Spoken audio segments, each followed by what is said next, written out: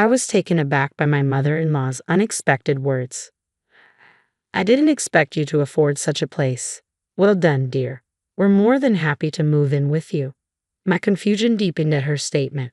"Excuse me," I interjected, feeling the need to clarify. "With this upgrade, I don't mind holding off on the divorce. Remember, I'm single now, Lucy, 35, working as a doctor at the Women's Health Clinic. My apartment, a comfortable 15-minute drive from work, accommodates not just me but also my husband William and his parents. My marriage to William commenced 5 years ago, accompanied by his condition that we live with his parents. Being an only child, I understood his familial obligations. Despite knowing this beforehand, I agreed wholeheartedly. Thus, when we tied the knot, we opted for a larger apartment, embracing life with his parents as part of our domestic arrangement. Initially, when we began our cohabitation, William's parents assured me, "As a doctor, Lucy, you're undoubtedly busy. Leave the household chores to us. Your father-in-law and I will handle everything else while you focus on your work."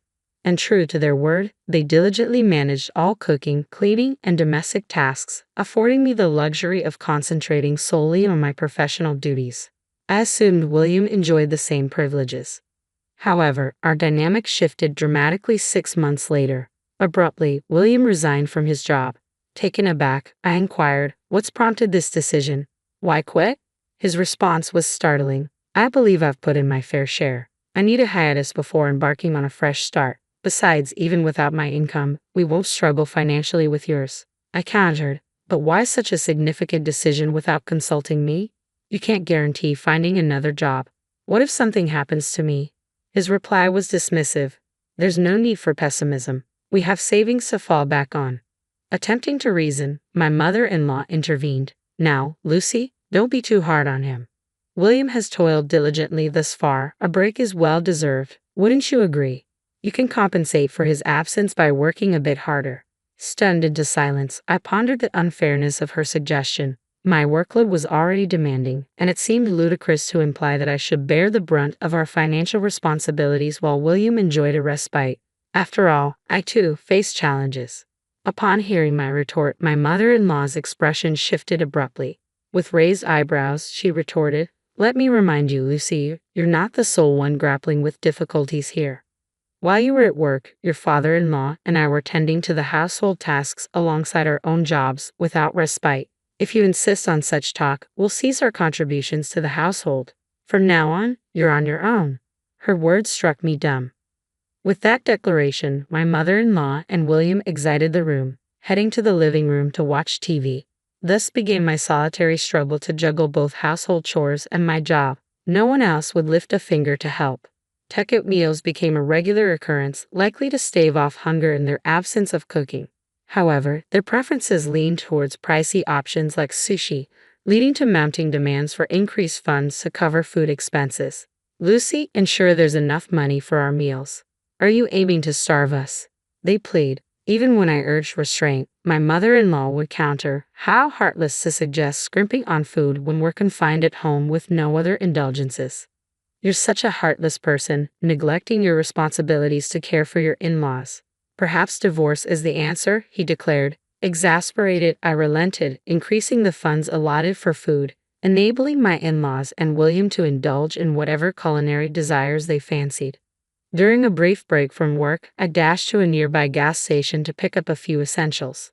Upon reaching the counter for payment, I realized my card was missing and my wallet seemed lighter. Momentary confusion gripped me before I hurried home immediately after work. Bursting into the living room, I was met with the sight of a gleaming new television. "Welcome home, Lucy." "Back so soon," chimed in William, his voice laced with fond innocence. "Isn't it splendid, Lucy?" added my mother-in-law, their faces adorned with sinister smirks. "What's this? How did you manage to afford this?" I questioned, baffled by the sudden splurge. "We had savings, obviously." "Savings," came the casual reply. My mother-in-law seized the opportunity to chime in, her tone dripping with fond gratitude. "Oh, Lucy, we had no idea you were saving so diligently for us. You should have mentioned it sooner. With your dutiful contributions, we can now enjoy even more luxuries. You've finally proven your worth as a daughter-in-law." Spotting my card on the table, I exclaimed, "Wait, did you use my savings? And how did you obtain the PI?" Their response was dismissive. It's simple to deduce. After all, we're family, my mother-in-law asserted with a satisfied grin. Using William's birthday as the PIN shows your affection for him, she added, seemingly pleased with her deduction. I didn't choose the PIN with William in mind. It simply remained unchanged since our marriage, and my feelings towards William are not as they once were, I confessed. Unfazed, both my mother-in-law and William continued their audacious demands. You haven't fulfilled your duties as a daughter-in-law thus far. There's no need to make a fuss over this. Your obligation is clear. Hand over your savings to us quietly. We expect $3,000, no, $4,000 monthly from now on. Don't try to hide your earnings. Ensure we receive our fair share, they insisted. Incensed by their shameless demands, I snapped back. This isn't a joke. Why should my hard-earned money line your pockets? If you desire funds, earn them yourselves. This applies to you both, mother-in-law and father-in-law. Show some decency and consider household finances before attempting to extort from me. The room fell into a heavy silence, the weight of my words hanging in the air. Yet it took no time for my in-laws to retaliate. Such impertinence, daughter-in-law. Is that how you address your mother-in-law? We see no semblance of gratitude from you. What use is a daughter-in-law who only brings money? Your audacity is beyond belief. There's a line you've crossed, my father-in-law seethed. William, unable to contain his frustration, stormed off to his room, though he soon returned with a piece of paper in hand. Here, he thrust it towards me. It was a divorce decree. To my disbelief, not only was William's signature present, but also those of my in-laws as witnesses. File it if you dare, but be prepared to vacate this condo. Living with a stranger is out of the question. Unlike his wife, William is capable, my father-in-law declared sternly. Lucy will overlook your outburst as a momentary lapse. However, any further defiance will lead to your divorce, they jeered, their laughter filling the room. Anger boiled within me, but so did a glimmer of satisfaction. Yet now wasn't the time for retaliation. Suppressing my urge to lash out, I calmly stated, I'll begin moving my belongings and essentials before making my way to my room. My in-laws and William wore expressions of bewilderment. Did they believe I'd beg for forgiveness at the mere mention of divorce? How naive. The divorce papers, complete with signatures, served as a stark reminder of their intentions. Swiftly, I gathered my belongings and declared, I'm leaving. Don't expect me to come to your aid, even in times of trouble. With that, I departed our condo, the divorce papers securely in my possession, seeking refuge in a nearby business hotel for the night. Taking swift action, I canceled the card William had utilized online. Upon checking my balance, I discovered that the once plentiful account, boasting over $10,000, now contained a mere $3,000. Curiosity piqued, I pondered over their extravagant expenditures. However, my savings weren't limited to that account alone. As a precaution, I had sizable reserves in 2 other accounts linked to them. Though stunned to see $7,000 vanish, I deemed it a necessary sacrifice to sever ties with that family. The following day, I wasted no time and headed straight to the city office to submit the divorce papers. With a sense of relief, I watched as they were duly accepted.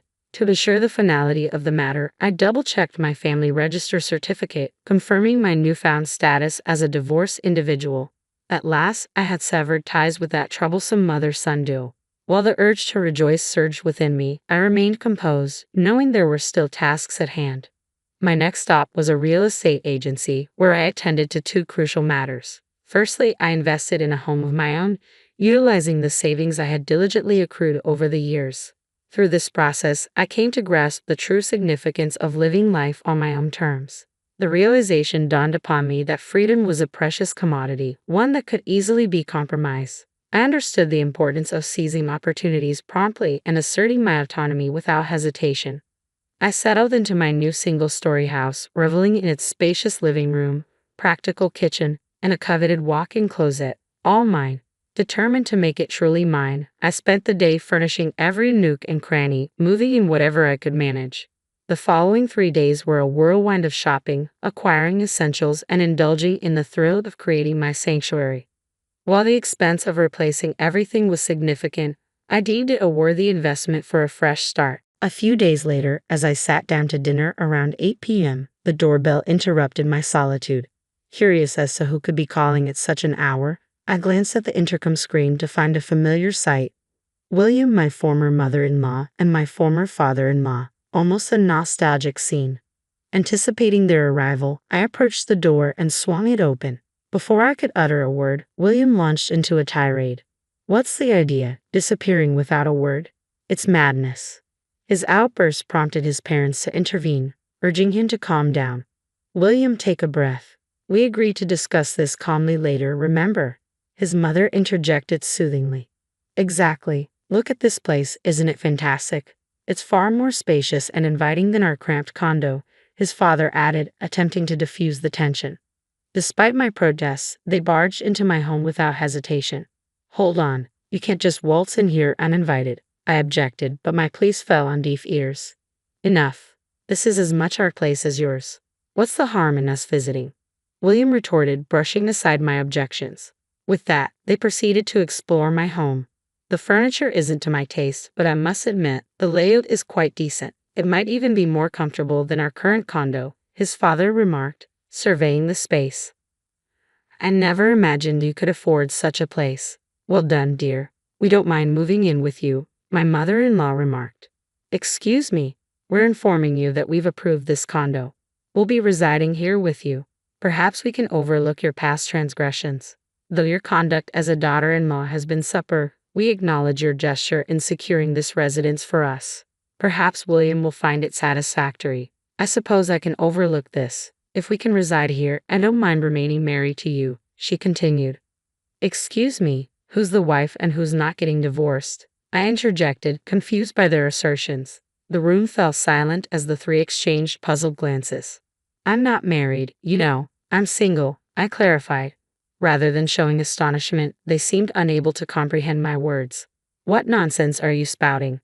Do you think you can escape the consequences of your disrespect? My father-in-law retorted.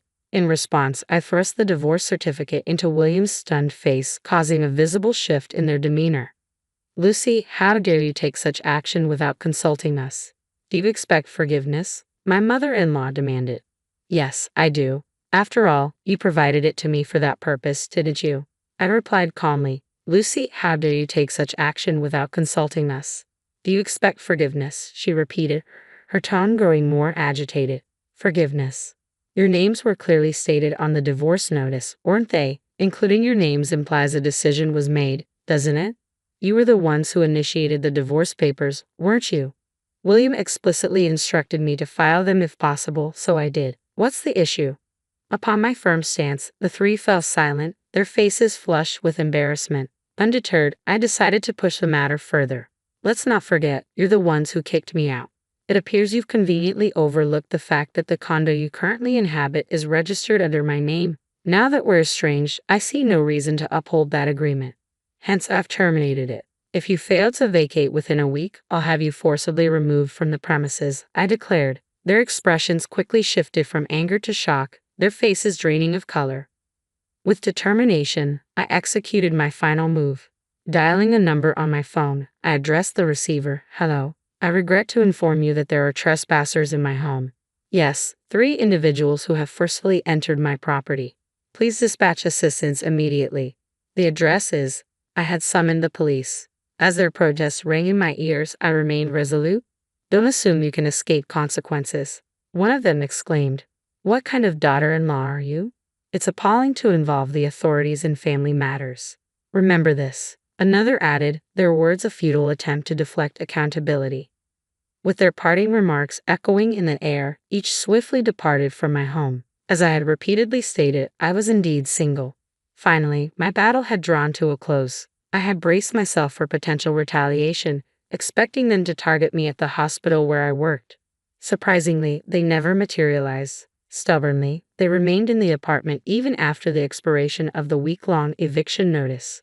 Shortly thereafter, I received a call from the real estate agent. However, I promptly informed them, those individuals are complete strangers to me. Consequently, they were charged with trespassing and promptly dealt with by the authorities. Each was fined $1,000, but unsurprisingly, none could afford to pay. A relative from the countryside stepped in and settled the fines on their behalf. Subsequently, they were forcibly relocated to the countryside. It's likely that by now, they're toiling away on a farm, unpaid, under the watchful eye of their relative. For me, life is unfolding smoothly. Embracing my newfound independence, I've rediscovered the joys of living alone. After years of prioritizing others over myself, every day feels like a fresh start. Moving forward, I'm determined to savor each moment and seize the opportunities that come my way, ensuring that I make the most of this precious life. Candace, it's a joyous occasion to move to a new home, yet the fact that you're here is unbearable to us. Please do not set foot in the new house without cooking skills or consideration and living while depending on your husband. Can you imagine what would happen if you were divorced? We want to avoid unnecessary troubles at the start of a new life. Unaware of the fact that I was providing our living expenses, my mother-in-law mocked me as unnecessary in the new home. Having been treated like a housemaid by my husband and seen as a nuisance by my mother-in-law, I eventually chose divorce. As a result, they fell into the abyss of unhappiness. My name is Candace. I am 30 years old, and my profession is an illustrator. 2 years have passed since I became independent, and now I mainly work from home. I met Kevin, my husband, at the beginning of my independence, and he pursued me passionately, leading to our marriage. I was not interested in marriage and had little experience in love, so my decision to marry surprised everyone around me. I had significant anxiety about marriage, but Kevin's positive nature was comforting, especially in the beginning when he encouraged me when I was tired. However, it seems our happiness lasted only while we were dating. Even as someone inexperienced in love, I was aware that there are important things we need to do for marriage, such as meeting the future partner's family. However, Kevin's response to it was, "Marriage is a matter between the two of us, and family isn't that important, right?" He didn't seem very enthusiastic and rather appeared to avoid getting our families involved. I should have sought advice from someone at that time. However, since I was inexperienced in love, I thought it was normal and decided on marriage lightly. After that, Kevin, who was once kind, changed completely. Once we started living together, he attempted to dominate the household, didn't touch any household chores, complained constantly, and his financial management was sloppy. During our dating days, I was attracted to his passion for work, but after marriage, that passion faded and he became lazier. Furthermore, I was told he worked at a famous company, but in reality, it was a subsidiary and his income was less than half of mine. Our marriage life showed ominous signs from the beginning and began to shake within a month. Another realization was the abnormal love my mother-in-law had for Kevin, as if he was her entire life. She is living alone, and her life seems to revolve around Kevin. She has pampered Kevin, her only son, since birth, and so he became incapable of doing anything without his mother. However, his mother prefers this situation, continuing to spoil Kevin, even at 30 now. When I first visited his family home after marriage, I was completely ignored, and his mother showered Kevin alone with affection. Seeing her wiping his face while saying, "Kevin, you have some sweets on your face," made me shudder. Kevin accepted his mother's overprotection as if it were natural, and I was just dumbfounded. Eventually, my presence was completely ignored. I wasn't even offered a cup of coffee. Disgusted by this coldness, I told Kevin I didn't want to visit again. Yet, he kept trying to take me to his parents' house. The situation continued unchanged. 2 years have passed since the marriage, and there hasn't been a day I don't regret it. Leaving all household chores to me, he spends his days on games or spends money carelessly. My dissatisfaction kept piling up. However, Kevin would say occasionally, "Cooking is hard, isn't it?" showing some concern for me. Initially, I thought he had a kind side, but now I understand the reality. Kevin secretly informs his mother that I don't cook and laughs about it. As a result, my mother-in-law takes his words at face value and despises me as a useless bride. Moreover, not understanding that I work from home, she sees me as a lazy wife who stays at home all the time. Ever since she learned about my home-based work, she started visiting unannounced. One day, the uninvited mother-in-law appeared again. Because Kevin gave her a spare key, I can't avoid her. "Candace, Why are you zoning out when you have a mother-in-law? And what about the mess in this room? I feel sorry for Kevin. Since you're at home, you should at least clean up. She criticized, and I wanted to retort that it was actually her son's fault the room got messy. Mother, as I've told you many times, sudden visits disrupt my work.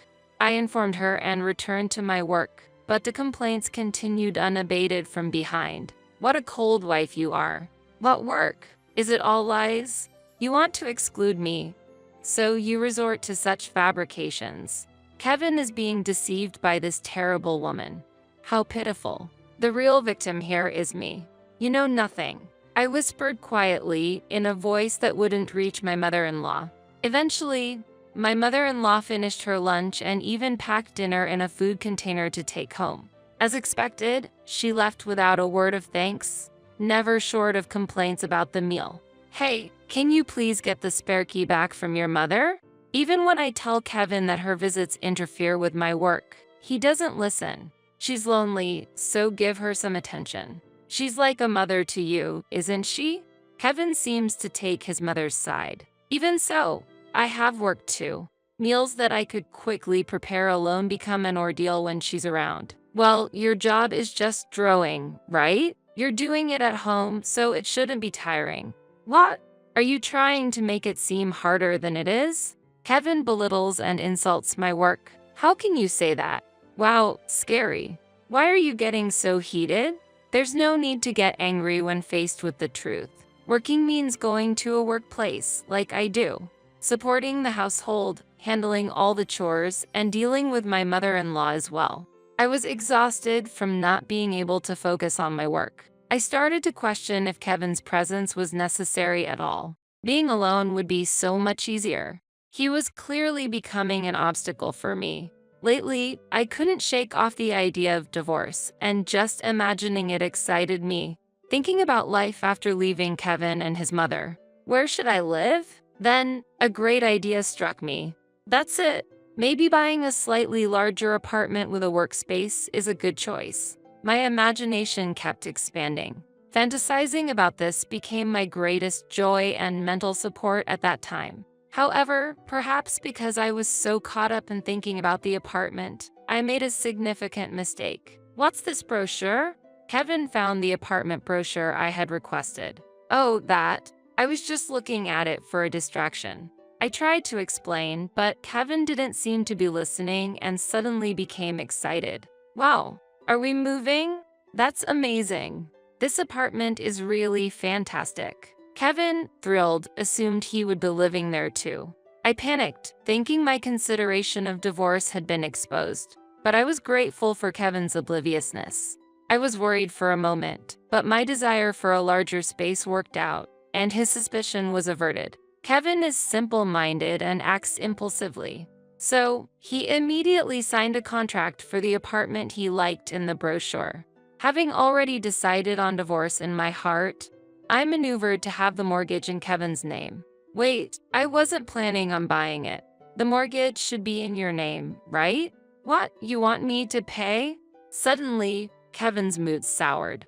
I'm self-employed and in my second year, so I don't think I can take out a mortgage. While it's possible that a lender willing to finance could be found, I doubt Kevin would look that far. Why are you saying this? Just because we're married, don't rely on me. You're the one who's going to pay. Kevin raised his voice in anger and kicked a nearby chair. I quietly steered the conversation to avoid his anger. Well, if I were to buy it, I would be the owner. But don't you think it would look more impressive if it were in your name, Kevin? Kevin seemed to calm down with those words. He's probably seeking the satisfaction of owning his own apartment. Then, I made the final push. Aren't you excited about having an apartment all to yourself? You can boast about it to your friends. That seemed to motivate Kevin. Since deciding on the apartment, Kevin has been neglecting his work and immersing himself in the apartment and renovations. To avoid arousing suspicions of divorce, I made sure to pretend we were still planning to live together. As part of that, I insisted that renovations were unnecessary.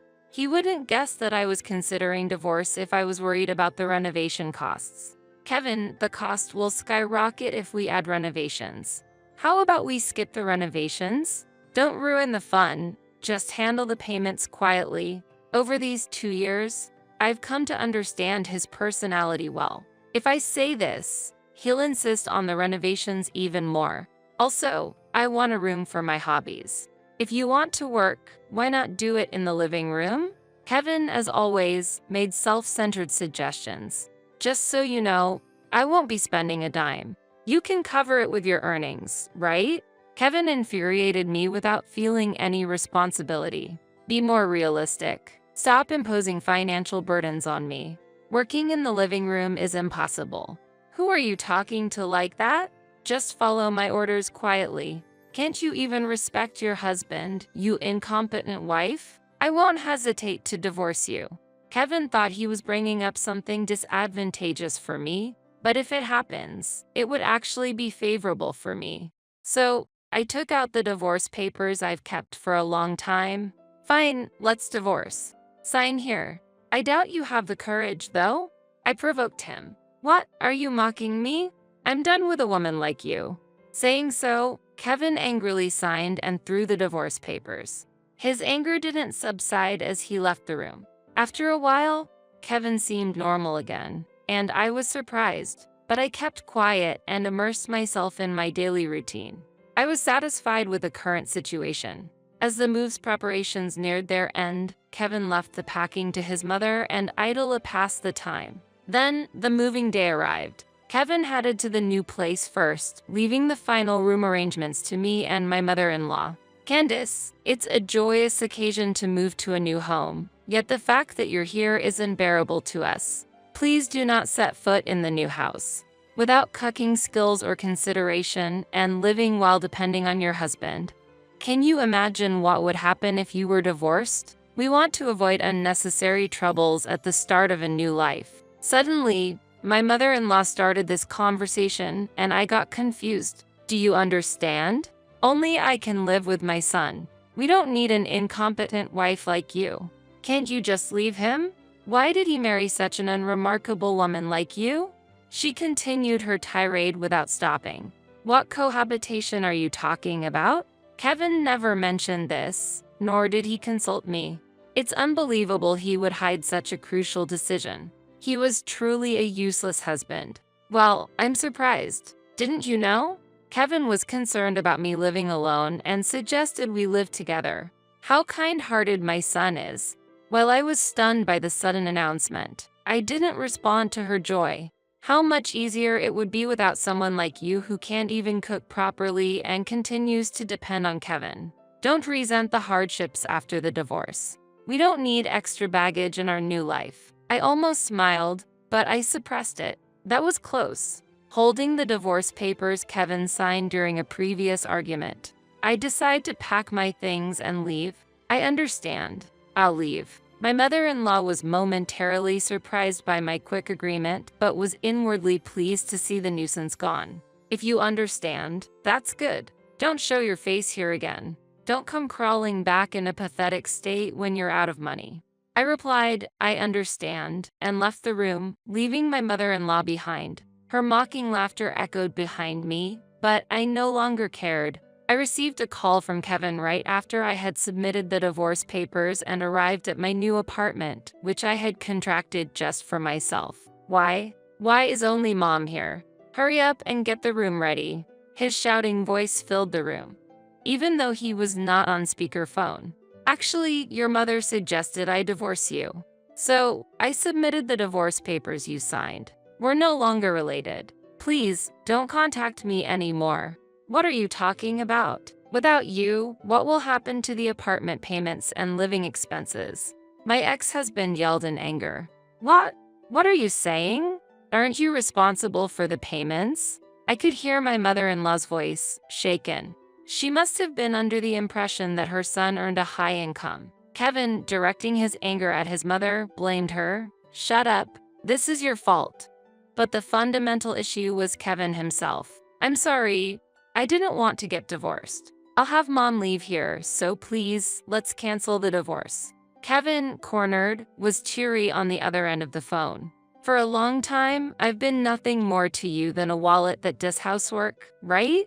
It's clear that what you're most worried about now is the heavy mortgage repayment. I understand how difficult it will be for you to repay that mortgage on your own. No, that's not it. I truly love you from the bottom of my heart, he argued, but I didn't listen to his words. Indeed, he loved me as a wallet that did his chores and supported him financially. Letting go of such a convenient wallet that fulfilled all his needs must be unimaginable for him. I'm not seeking a parasite that I need to support at the expense of myself. Besides, your mother said the same thing, right? It's better not to bring unnecessary baggage. I completely agree with her.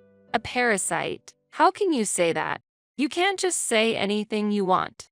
He exploded in anger. Kevin always does this.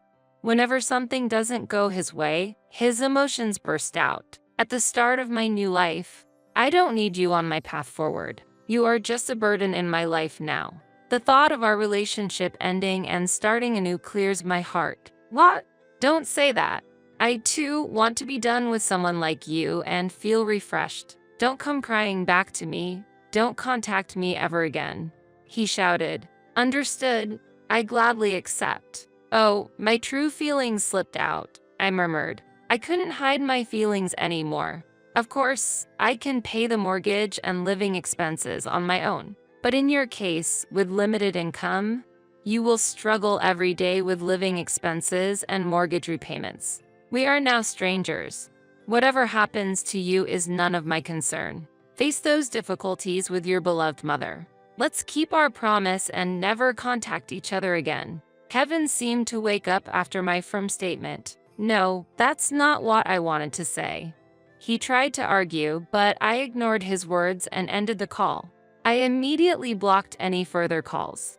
Even though Kevin was scolded by his mother after she found out the whole story, she continued to pamper him. Kevin still had no intention of becoming independent and deepened his dependence on his mother. However, there are areas where he cannot afford to be dependent. That is the repayment of the mortgage. They are working hard to somehow repay the massive mortgage, but the repayment is nowhere near sufficient due to the unauthorized renovations.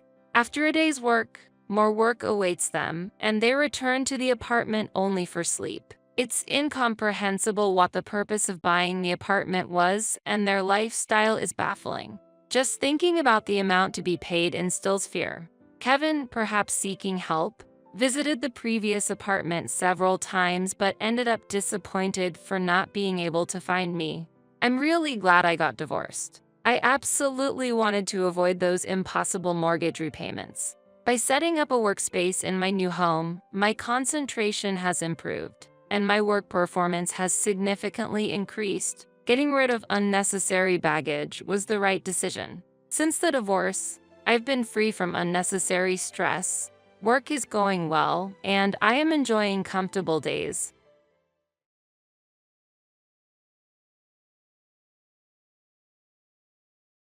Get out because I'm moving in with my family. Jeff pointed at us and loudly declared while my in-laws were giving instructions to the movers. His face twisted maliciously, and I couldn't help but show my disgust. However, Stacy next to me reacted differently, asking Jeff with confusion, "Dad, you didn't know?" Hearing this, Jeff was visibly puzzled. Stacy seemed so flustered that not only Jeff but also his mother and father stopped what they were doing and looked over at us. But Nicole continued to give instructions to the movers, seemingly uninterested in the situation. Despite my dismay at the behavior of Jeff's family, I was determined to reveal a certain truth.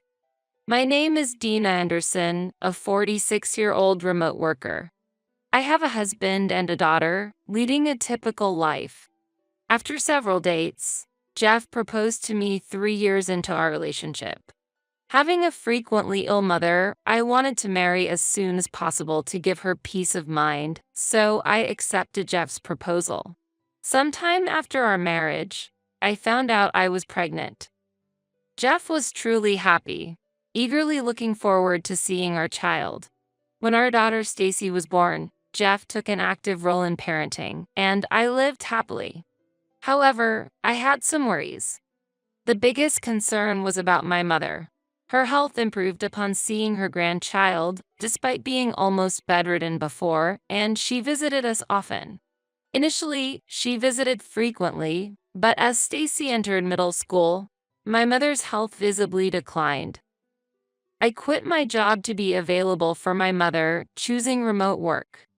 This decision allowed me to fully take care of my mother's hospital admissions and discharges by the time Stacy graduated middle school. My mother was very happy when we visited her. I hoped she would gradually recover and be able to go out as before. However, around this time, Jeff's behavior began to change. Initially, he was willing to help with my mother's care, but lately, he had become grumpy, complaining that I wasn't paying attention to him. Going to your mother's again? You don't care for me when I'm tired from work, but you always look after your sick mother. I wish I were sick too. He would say such incomprehensible things, and even when Stacy and I tried to appease him, he strongly rejected our efforts. Worried about both my mother and Jeff, Stacy took over caring for Jeff. Mom, leave Dad to me. You should go to Grandma's sooner, Stacy said with a smile, and I always relied on her. One day, while living this way, I received a call from my sister-in-law, Nicole. You've been neglecting my brother lately, she accused out of the blue, making me stare at my phone screen in surprise. I wondered if there was a mix-up, but Nicole's name was clearly displayed on my phone screen. Confused by the baseless accusation, I could only deny it. It's been a while, Nicole. What's going on all of a sudden? I haven't been neglecting Jeff. I was clueless as to why Nicole would say such a thing. Don't play dumb. I've heard it from my brother. Lately, you've been neglecting the house to care only for your own mother. Can you still proudly call yourself a wife? Indeed, I had been focusing more on my ill mother lately, but I never thought Jeff would tell Nicole about it. However, I wasn't neglecting our home. Stacy helps with the household chores when she gets back from school, and I manage both my work and my mother's care along with the housework. Lately, I did feel like Jeff's complaints had increased, but they were about trivial things like wanting to eat at expensive restaurants or not liking the smell of the laundry detergent, things we couldn't do much about. I was not neglecting the household chores. Just as I was about to explain in detail, Nicole said something shocking. Unfortunately, this has reached our parents too. Someday, our angry mother might come to scold you. Leaving me with those irrational words, Nicole hung up immediately. Surprised by the unexpected turn of events, I was speechless until Stacy spoke to me. Mom, I'm home. What happened? You look stunned. Regaining my composure, I told Stacy, who had just returned from school, about the conversation. Stacy, too, was shocked and incredulous, sighing in disbelief. Hey, Mom. There's something I've been thinking about for a while. Can I talk to you about it? Nervously, I nodded to Stacy's serious request. Listening to Stacy's concerns made me feel truly disheartened. During a period filled with Jeff's nonsensical complaints and Nicole's harassing calls, my in-laws finally took action. One day, after visiting my mother, I came home to find my mother-in-law cooking in the kitchen. Entering the living room, I was so surprised that I dropped my things and just stood there, staring at her. Noticing me, my mother-in-law frowned and approached. Oh, you're back. How's your mother? Well, have a seat anyway. Feeling her irritation, I had no choice but to follow her past me to our living room sofa, where I received a lengthy lecture. Initially, she scolded me for my attitude towards Jeff and berated me for neglecting my household duties and making my husband do chores. However, I noticed some inconsistencies in her lecture and corrected her. Mother, there are some misunderstandings. I have never made Jeff do the household chores. In fact, Jeff hardly helps at all. Embarrassingly, it's Stacy who helps me out. Hearing this, my mother-in-law suddenly stood up, pointed at me, and started shouting. Do you think that lie will work on me? Are you saying that child is lying to me? What a terrible daughter-in-law. That's enough. With her face red with anger, she stormed out, leaving the stove on and everything behind like a tempest. I hurried to turn off the stove so I couldn't chase after my mother-in-law. That day, Jeff was in a strangely good mood, almost unnervingly generous. He kept cutting me off every time I tried to start a conversation. Stacy also seemed puzzled by this, so we decided to stay silent and watch the situation for now, not wanting to upset Jeff. For a few days, Jeff continued to be in a good mood without any issues. Thanks to that, I was able to take care of my mother without feeling uneasy.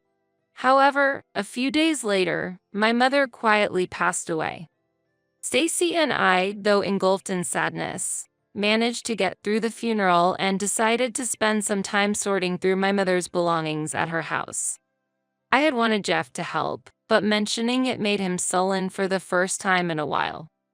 So, Stacy and I proceeded with the task, and naturally, the house was filled with memories of my mother, making it difficult to make much progress as each item reminded us of her. I reluctantly contacted Jeff and ended up staying at my mother's house for the night, but he seemed to be in a good mood. Take your time and relax since you're already there, he said, but with Stacy's school and my work, it wasn't that simple. For the time being, I told him we would return home the next day and decided to rest for the night. The next day, after making some progress with the sorting, we decided to go back to our house. As we approached our home, I noticed a large truck parked in front of the house. Wondering what it was, I realized it was a moving truck, with Jeff and my mother-in-law directing the unloading. What's going on here? I ran up with Stacy to stop them, but Jeff stepped forward, puffing out his chest as he noticed us. What? You're back already? It's too late for you to return now. What? As I stood there in shock, watching the belongings being moved into the house, Jeff crossed his arms and continued proudly. I'm moving in with my family, so you two need to leave. While the movers were receiving instructions from my in-laws, Jeff pointed at us and loudly declared. His face twisted maliciously, and I couldn't help but show my disgust. However, Stacy, standing next to me, asked Jeff with confusion. Dad, you didn't know? Hearing this, Jeff was visibly puzzled. Stacy seemed so flustered that not only Jeff but also his mother and father stopped what they were doing and looked over at us. But Nicole continued to give instructions to the movers, seemingly uninterested in the situation. Despite my dismay at the behavior of Jeff's family, I was determined to reveal a certain truth. Forgotten? This house is mine. The in-laws were shocked, and Jeff began to panic, turning pale. Even Nicole stopped directing the movers and confronted me. What are you talking about? There's no way you could afford to build such a fine house. Now it was my turn to respond with confidence. Thank you for the compliment. This house was built by my father, and originally, it's my family home. That can't be true. This house is so beautiful, it looks almost brand new. Does it look that way? Thank you, Mother. My mom renovated it for us as a wedding gift. Jeff should know about this. I couldn't understand how it could have been forgotten, but this house is naturally in my name, and the renovation costs were covered by my mother. She moved out happily to an apartment so that we could live here happily for a long time. Jeff and I went to thank my mother and even discussed living together. Jeff, who tends to forget things that don't suit him, seemed to realize that his plan had failed. And, just as I was about to speak, Stacy began to share information she learned from the inheritance process. Grandma left a lot of assets for me and Mom. But it's not money. It's things like land and apartments that can't easily be converted into cash. Hearing this, Jeff turned to his parents with shining eyes, and Nicole raised her hand in joy. Wait a minute. I had no idea your mother had so much wealth. You never said anything about this when we got married. Jeff's outburst led his family to start complaining selfishly. What's that? Isn't that like marriage fraud? That's terrible. You intentionally kept quiet because you didn't intend to give Jeff any of the property. What a greedy woman. And from the conversation earlier, it sounded like only you two would inherit everything. My father-in-law, who noticed the most crucial part, looked at us, and I nodded clearly while explaining the situation. Yes, the inheritance is divided between Stacy and me only. Jeff gets nothing. We found the will while sorting through the belongings yesterday. Hearing this, Jeff's family turned red with anger, especially his mother, who was the most furious. This can't be allowed. We'll get a divorce then. I'll make sure to get compensation from you. As his mother screamed in anger and frustration, I accepted her reaction without hesitation. Yes, I agreed to the divorce. The moment I agreed, his mother turned around and ran off, presumably to the city office, which is probably close by, to get a divorce form. I deliberately did not stop her angry departure and watched her leave. As I watched his mother head to the office, Jeff asked me grumpily, "Hey, what are you planning to do now?" "What do you mean? Are you talking about the divorce or where you will live?" "Both." Jeff almost snapped at me, but I looked up at the house indifferently. "This house is actually already on the market," I said, which surprised Jeff. "What?" Confused by my words, Jeff looked puzzled. He exchanged looks with his father and then looked back at me. He didn't seem to understand what I meant. Of course, it was to be expected. While we were spending another night at my mother's house, there was no way Jeff and his family could have imagined that I was selling this house. Facing the puzzled Jeff and his family, I once again spoke up with confidence. "I've always felt it. Every time you treated me terribly, I wondered why I married you. I put up with it for Stacy's sake. But even Stacy said she couldn't take it anymore with you." Jeff, faced with this shocking truth, turned pale and looked at Stacy. Then Stacy firmly met Jeff's gaze and voiced her thoughts. "Dad, you always said it was sad to be ignored as the head of the house, or to be belittled after coming home tired from work. But don't you think there's a reason you're treated that way? Why don't you realize that you're neglecting and belittling us?" Stacy's pointed words left Jeff speechless. I thought if he just silently signed the divorce papers, sulking away, I would have nothing more to say. Just as I was thinking this, Nicole blurted out something shocking. If I knew it would come to this, I wouldn't have bothered with the renovation." Everyone present was taken aback by this sudden confession, looking at Nicole all at once. I was surprised not only that Jeff and my father-in-law were unaware of Nicole's actions, but also by her statement itself. "Why would you do something like that without permission?" yelled my father-in-law, to which Nicole started making excuses without much concern. "I wanted to live in my ideal room, okay? So I thought, why not take over this house and renovate it while we're at it? But you're selling the house, right? Oh, but if you're selling it, why not renovate it and sell it for more?"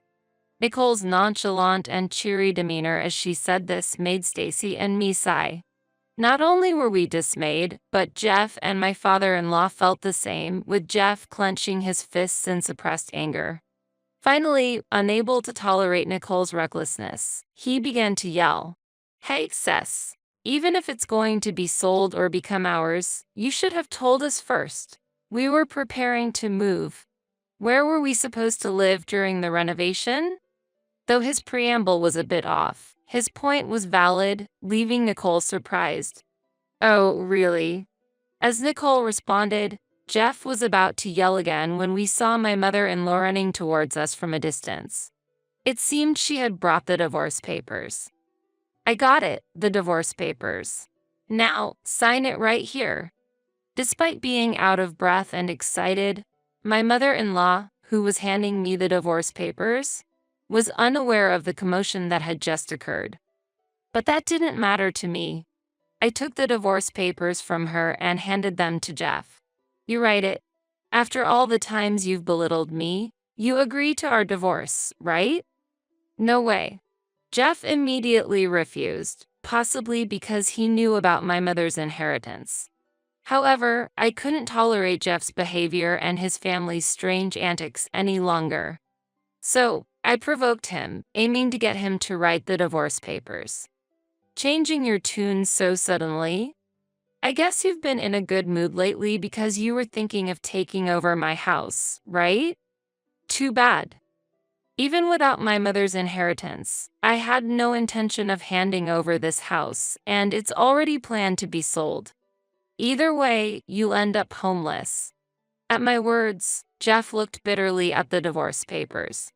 Trying to control his anger and calm himself, I knew too well the points that would set Jeff off. It might be a disgrace to you, but if you sign this divorce paper, I might feel a bit relieved.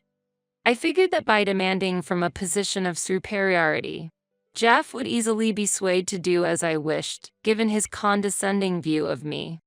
This statement was born from such thoughts, but indeed, it contained many of my true feelings.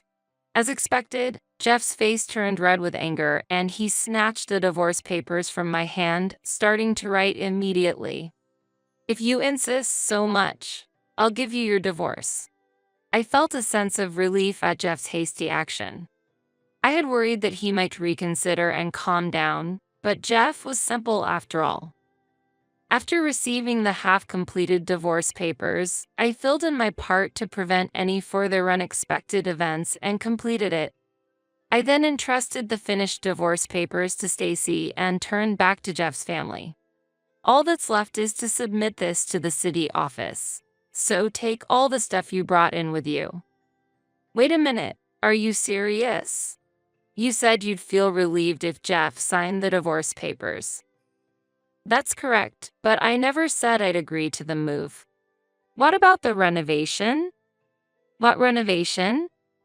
Unaware of the renovation discussed in her absence, my mother-in-law, standing next to my father-in-law, grabbed Nicole after receiving an explanation.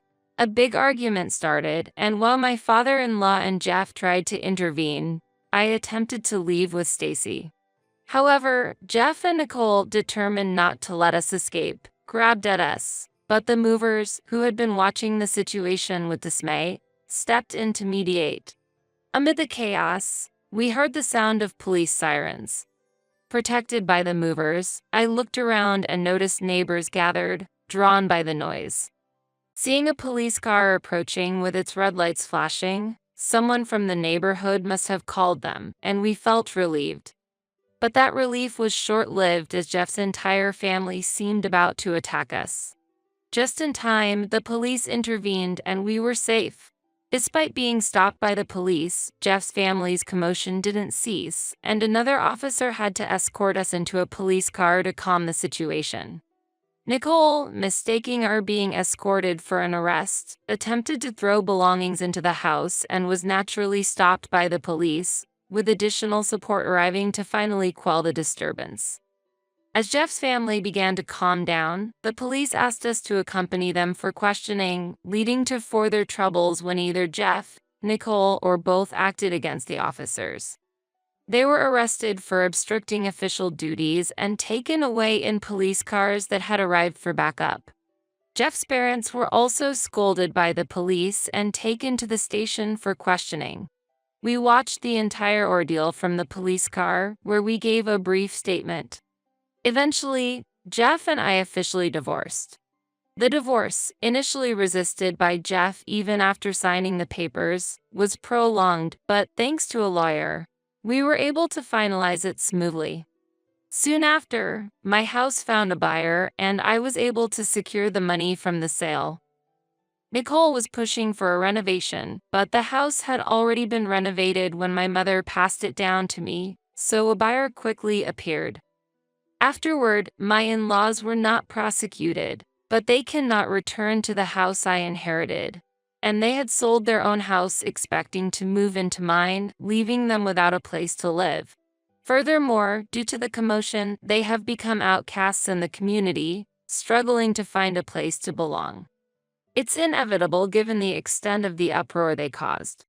My claim for compensation has further cornered Jeff's family. The incident became well known at Jeff's workplace, leading to a pay cut followed by his voluntary resignation. Now, he is working day jobs to make compensation payments to me and, though only for a short while, child support for Stacy. Naturally, balancing income and expenses is difficult, and he seems to be juggling multiple jobs to keep up with the payments. Nicole, after the dust settled, continued working as a beauty consultant as if nothing had happened. However, rumors of the incident reached her customers and eventually the upper management, leading to her dismissal. She had been living a flashy lifestyle, so her savings quickly dwindled. Like Jeff, she is now working multiple jobs to make ends meet, including the compensation payments to me. As for my in-laws, it seems there was some trouble after the incident, leading to their divorce, and now they are living separately. The mother-in-law, now ostracized by the neighbors, was fired from her part-time job. The father-in-law, who was planning to enjoy his retirement with his pension, has had to allocate most of it to the compensation payments to me and is now looking for work despite his age. They are each in a difficult situation, but this is their reparation to us, and I hope they take this time to reflect. On the other hand, Stacy and I have moved to a new house, so even if Jeff's family tries to approach Stacy's school, it's no issue since she has already transferred. Continuing my work from home and thinking about spending peaceful days ahead with Stacy naturally brings a smile to my face. Feeling liberated from our past troubles, I plan to live happily with Stacy, just the two of us. My name is Cindy. I am 47 years old and I work from home. I was relieved this year when my son, Greg, graduated from university and secured a job at a major company. After Greg moved out to start his own life, my mother-in-law suddenly called me into the living room. She said, "Cindy, your role here is finished. You should leave too. We don't need a burden like you in our house." Confused, I asked, "What do you mean?" She coldly replied, "You were only here to take care of Greg. Now that he's become independent, we don't want to live with a person of such low status anymore. Pack your things quickly and get out." She then returned to her room. Unable to comprehend her words, I contacted my husband, Robert. He calmly said, "So my mother told you, right? Actually, we had planned to have you leave once Greg was able to live on his own. I'm sorry, but this is the end of the line. Thank you for everything." And then he hung up. Distraught, I went from the top floor of our house down to the store that Robert managed on the first floor, and I confronted him. "What are you going on about?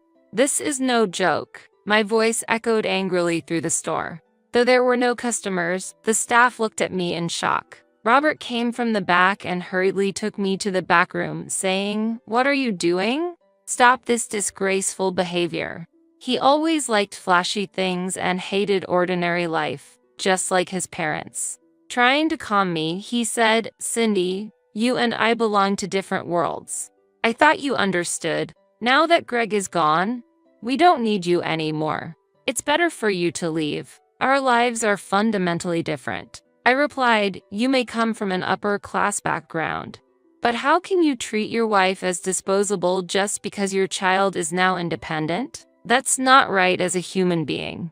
Our marriage was what you'd call a shotgun wedding." When we announced our marriage to Robert's parents, knowing I came from a meager background, they sighed and said, "Well, it can't be helped." They agreed to the marriage on the condition that I live with them.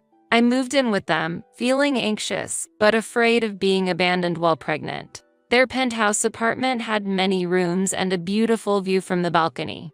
When I said, "What a lovely view," my mother-in-law replied discontentedly, "We used to live in a high-rise condo before this." "That's nice.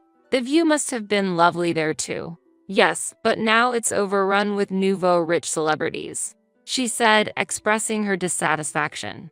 Based on her words, I got the feeling that they moved to a new place due to the change in their previous neighbors. However, I later learned that it was actually due to massive loans that they had left unpaid. Robert and his family have a tendency to deceive others, skillfully hiding their own failures. Robert, proud of being raised in a high-rise condo, would say, "I'm going to get an even more luxurious high-rise condo, something beyond the reach of ordinary people." Pleasing his parents with such talk. What surprised me living with them was their complete lack of interest in typical entertainment activities. Concerts, games, and comics were all out of the question. Their enjoyment was reserved for highbrow arts like opera, orchestra, and Broadway. "That's something commoners do," they would say, and even forbade their grandson, Greg, from playing games, giving him expensive toys and encyclopedias instead. When I tried to give him common snacks, they scolded me, saying, "You shouldn't let him eat such things."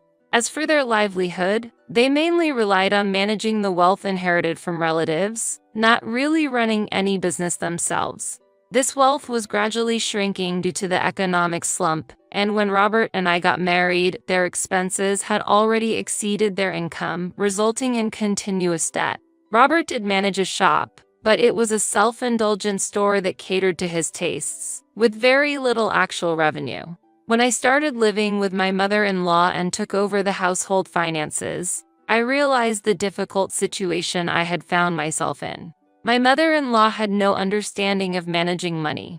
I even heard complaints from hired financial experts to the extent of, no matter how much we explain things to her, she just doesn't understand. She grew up in a wealthy family and married into this household without knowing the real world. The concept of running out of money was alien to her. Robert and his father shared this mindset, believing that money was always plentiful. Whenever I cautioned Robert, he would reply casually, "It's fine, we'll manage somehow." I work as a freelancer from home, and fortunately, I was able to continue this work even after giving birth. Due to their lack of common sense, ensuring the healthy development of my son, Greg, fell solely on me. The result was that my husband's family's finances became dependent on my income, a situation that has continued since we started living together.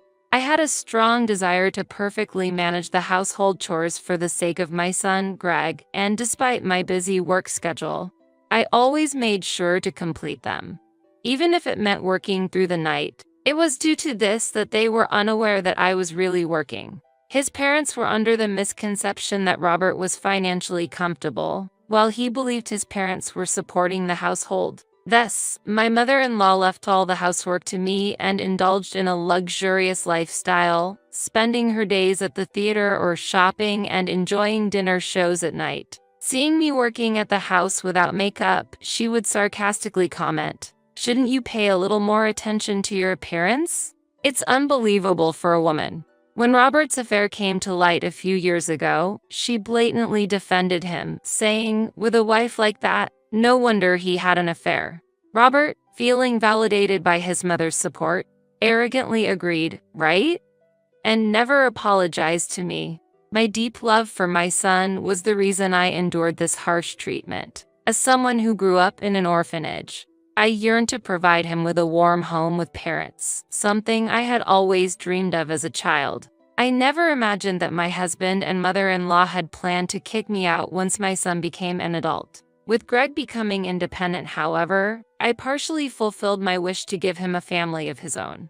I was initially shaken by the sudden demand from my mother-in-law and husband to leave, but then I realized that there was no point in living with those who looked down on me, treating me like a servant. If life lasts 100 years, then at only 47, I'm not even at the midpoint yet. The thought of living a joyful life for myself excites me. I will no longer need to care for my in-laws or Robert. Regaining my composure, I confronted Robert, replying, "Yes, indeed, our social classes are different." He seemed satisfied and arrogantly said, "That's right. By the way, I won't pay any alimony. Be grateful for the trouble I've taken to care for you up to now." I didn't want to be involved with them any further, and I doubted they could afford to pay me some kind of compensation. In reality, they would be at a loss without me. The thought of their foolish faces when they realized the truth made me laugh, and I found the idea of seeking compensation as trivial, responding with an understood. Robert, as if finishing a job, readjusted his stylish hat and said with pretense, Well then, make sure to pack your things. Robert and I successfully completed our divorce proceedings, and I moved into a new house that was conveniently close to my workplace. As I showed my appreciation and said, "Thank you for everything," my in-laws looked at me with relief, muttering, "To think we were deceived by such a woman." And well, it's easy to be thoughtless when you're young. They maintained their air of superiority until the end, looking down on me. 2 months into my new life, I received a phone call from my former mother-in-law. It was exactly the scenario I had expected. When I answered the phone, my arrogant former mother-in-law asked, "How are you doing, Cindy? Have you gotten used to living on the streets?" To which I confidently replied, "Yes, thanks to you. The high-rise condo is wonderful." "What? Didn't you hear me? Or are you going deaf? It's the high-rise condo, the high-rise condo. The high-rise condo, you say? Stop joking. Is that the name of the building or something?" "No, it's the well-known high-rise condo that you're aware of." I made it clear to her. She still didn't understand and grumbled, "How did the security of these modern high-rise condos get so lax to let someone like you in?" "No, I'm living here properly. By the way, what floor were you living on when you used to be in the high-rise condo? Why would you ask such a question?" She replied, surprised, "Just curious. Were you around the 15th floor? Don't be ridiculous. Our condo was on the 24th floor. "Oh, I see. So that's exactly half the height of the floor I'm living on now." "What, you're living on the 48th floor?" she exclaimed in shock. "Yes, I'm living freely now that I have no one that I have to look after." I answered, "Wait a minute. You didn't. Our wealth? What are you talking about? When you kicked me out, you didn't pay me a dime. Besides, you didn't have enough wealth to buy a high-rise condo," I retorted. Hearing the truth, my former mother-in-law was left speechless and fell silent. Soon after, I heard Robert's voice saying, "Hand it to me, Mom." When he took over the phone, he asked in a trembling voice, "What's this about? What do you mean you're the owner of this building?" It seemed they had just found out this fact and were in a rush to contact me. I could hear my former mother-in-law shouting in the background, "This can't be true." In reality, the building where Robert's store and the top-floor residence were located had been my property for the past 15 years. Previously, they paid rent for the apartment and the store, but as their wealth continued to dwindle, I, looking for investment opportunities, had purchased this building with the future in mind. Until now, the rent and store fees were almost free, but now that we were divorced and essentially strangers, I decided to charge them as tenants. Over the phone, Robert exclaimed, $10,000 for the store and $3,000 for rent? I can't pay that right now. No, that's the market price. What we had before was an exception. I responded. Robert, as well as my former in-laws, lacked real work experience and had been living off their family fortune, so they were ignorant about asset management and real estate. Still, you are Greg's father and grandparents. That's why I had been patient until now, I said, returning their own words back to them. I could hear Robert's heavy breathing when suddenly, my former father-in-law took the phone and shouted, "Wait a minute. Don't get ahead of yourself. How did you get so much money? It's impossible for someone to earn that much." That's when I revealed to them, "Actually, I've been hiding this, but I'm a game designer." "What? You never liked games, so I couldn't talk about it before. But actually, I'm quite well known in this industry, and I have patents, so I'm not struggling for income. The truth is, I loved games and started making my own in high school as part of the computer club because I couldn't afford to buy any software. It turned out I had a talent for it, and before getting married, I had created a popular game that became a well-known title." However, Robert, who was unfamiliar with the gaming industry, didn't know anything about this. Games. You might not know this, but the gaming industry is rapidly growing and now stands as one of America's biggest consumer content. My former father-in-law raised his voice in dissatisfaction, even saying that, "It can't be that much. You must have done something illegal." "Robert, we were almost tied to a criminal. he exclaimed in outrage. Frustrated by such accusations, I retorted, "Actually, my annual income is $3 million. I can send you the tax documents if needed." It seemed Robert and my former mother-in-law heard this, as I heard astonished voices through the phone saying, "What? $3 million? That can't be true." My former father-in-law, clearly upset, said, "Well, it seems like a thriving industry. Ordinary people's money can add up, huh?"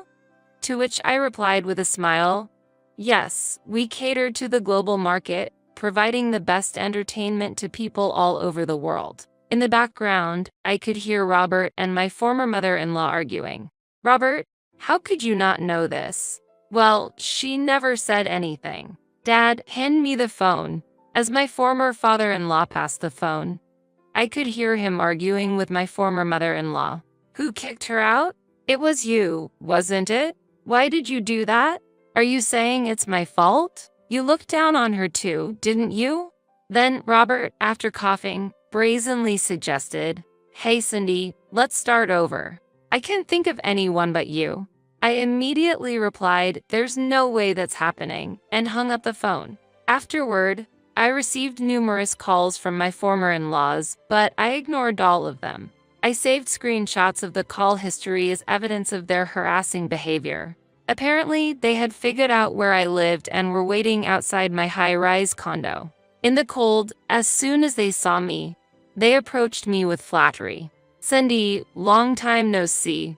You've become even more beautiful," said my former mother-in-law, while my former father-in-law added, "I apologize for my inappropriate behavior last time." Feeling uncomfortable, I said, "Indeed. Well, I'm in a hurry," and was about to head into the mansion when they said, "Wait, Cindy.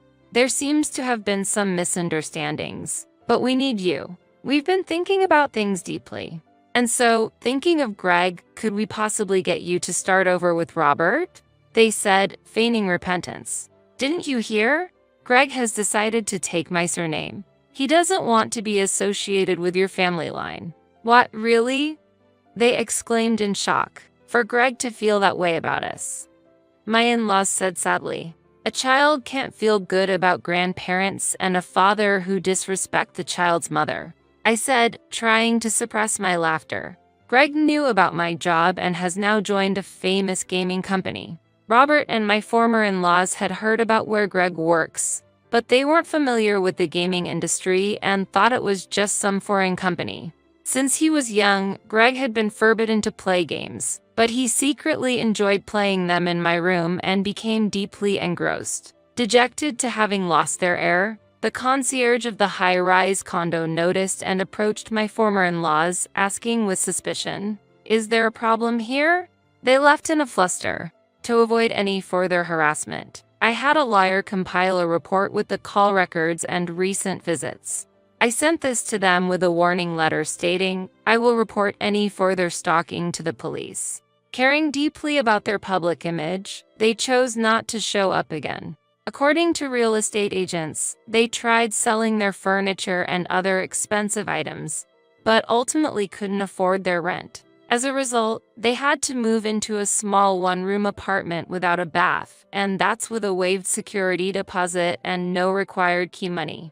I heard rumors that they are now living quietly, a stark contrast to their former arrogance. I felt relieved that they were fortunate enough to avoid ending up homeless. Now, I'm preparing for a meeting with Greg, who works at a major gaming company, to develop a new game for overseas markets. As we can talk about games endlessly once we start, we are considering living together in the high-rise condo. When I think of spending my days in this wonderful high-rise condo with its breathtaking views and passionately discussing games with my beloved son, I couldn't be happier.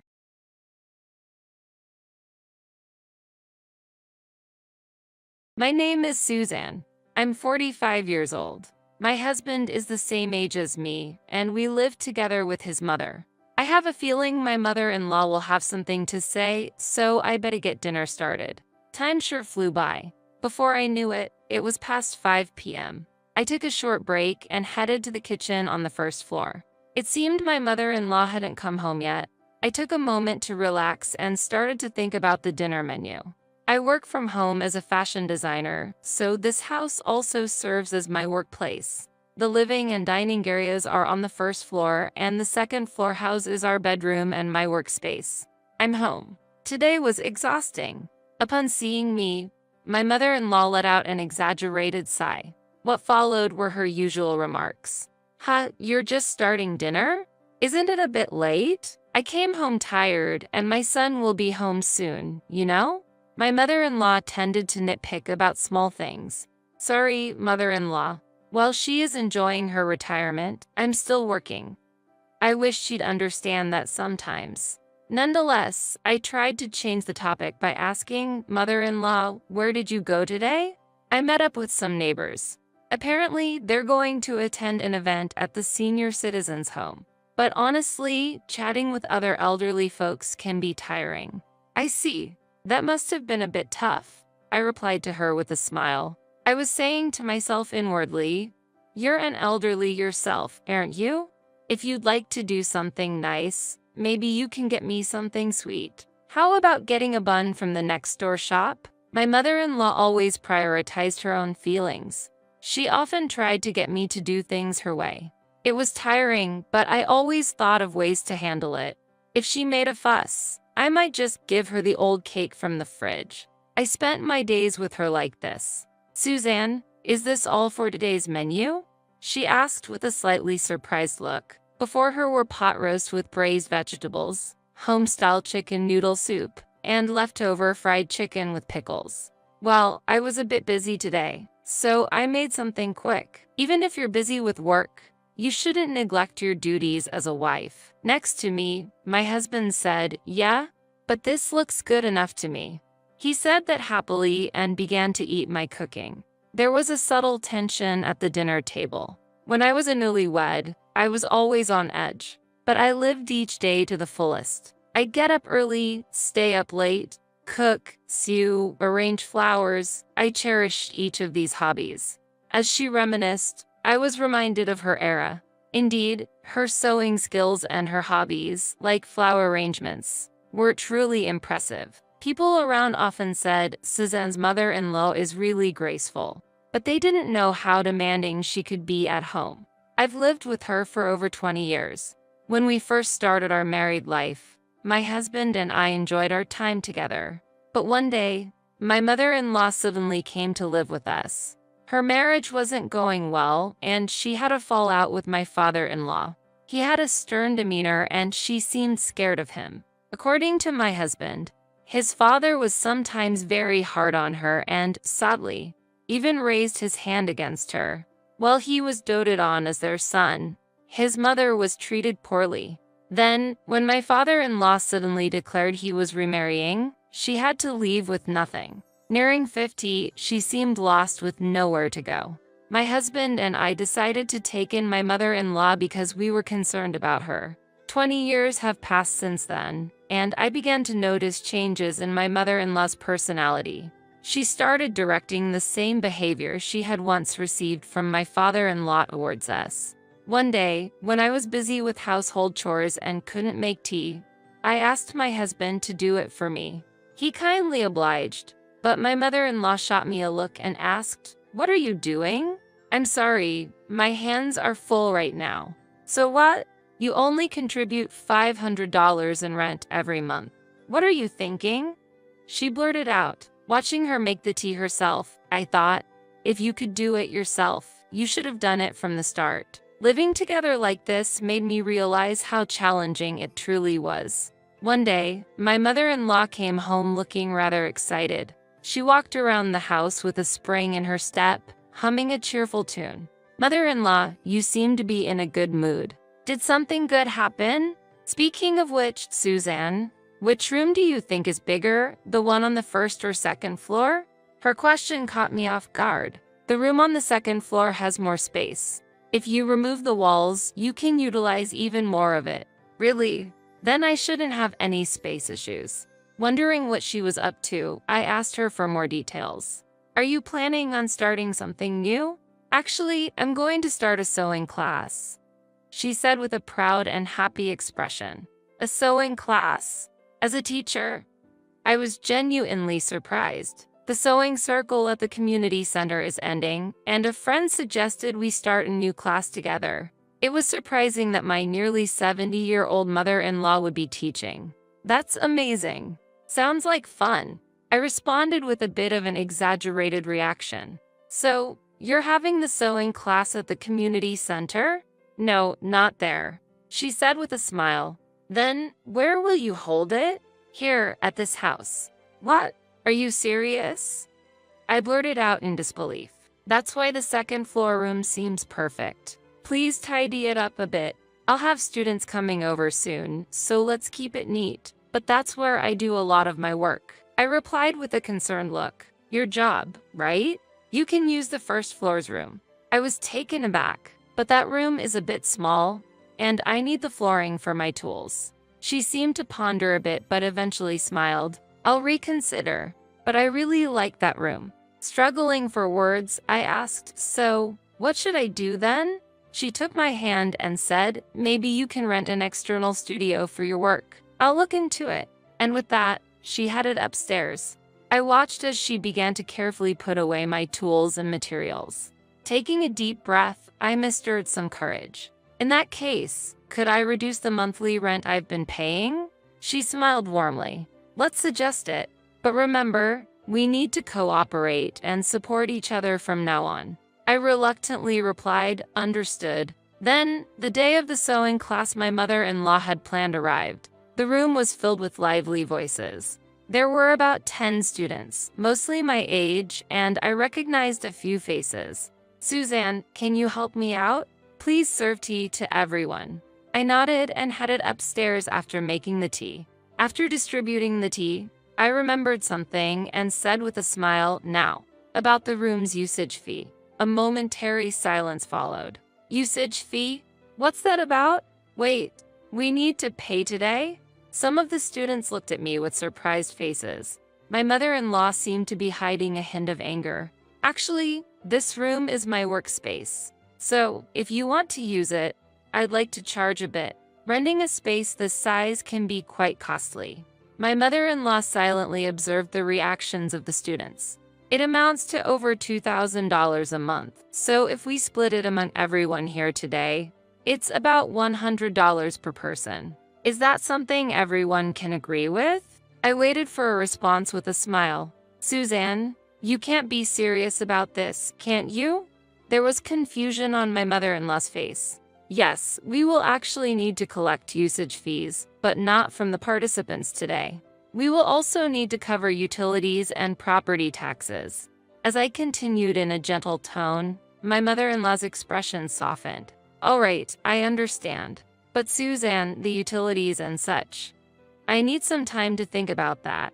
Well, if you use this room, it's only fair. I responded with a smile. The students, who had been listening to our conversation, began to murmur. Wait, was this originally Suzanne's room? Yes, it was initially my workspace. Knowing that, I might have to reconsider taking classes here. While some students looked worried, a few started to pack up to leave. What's the meaning of this? Inviting us and then doing this. One of my mother-in-law's friends, Michelle, raised her voice in frustration. Michelle, I'm sorry. This room is also Suzanne's workspace. My mother-in-law, looking frantic, called out to the departing students. Wait, please. But the sound of doors closing could be heard one after another. Michelle looked at my mother-in-law with a puzzled face. Everyone, I apologize for the surprise. But this room is really important to me. I want everyone to have a good time here, so I just ask for a bit of understanding. I tried to ease the tension. But Michelle said, next time, make sure to discuss this in advance, and with a bitter smile, she patted my mother-in-law's shoulder and left. My mother-in-law stood there for a while. I finished my tea, left the room quietly, and decided to enjoy the outdoor air. Later, at a cozy cafe bathed in soft light, I was having a good time. In front of me were Michelle and the students involved in the earlier incident. Michelle, thank you for the other day.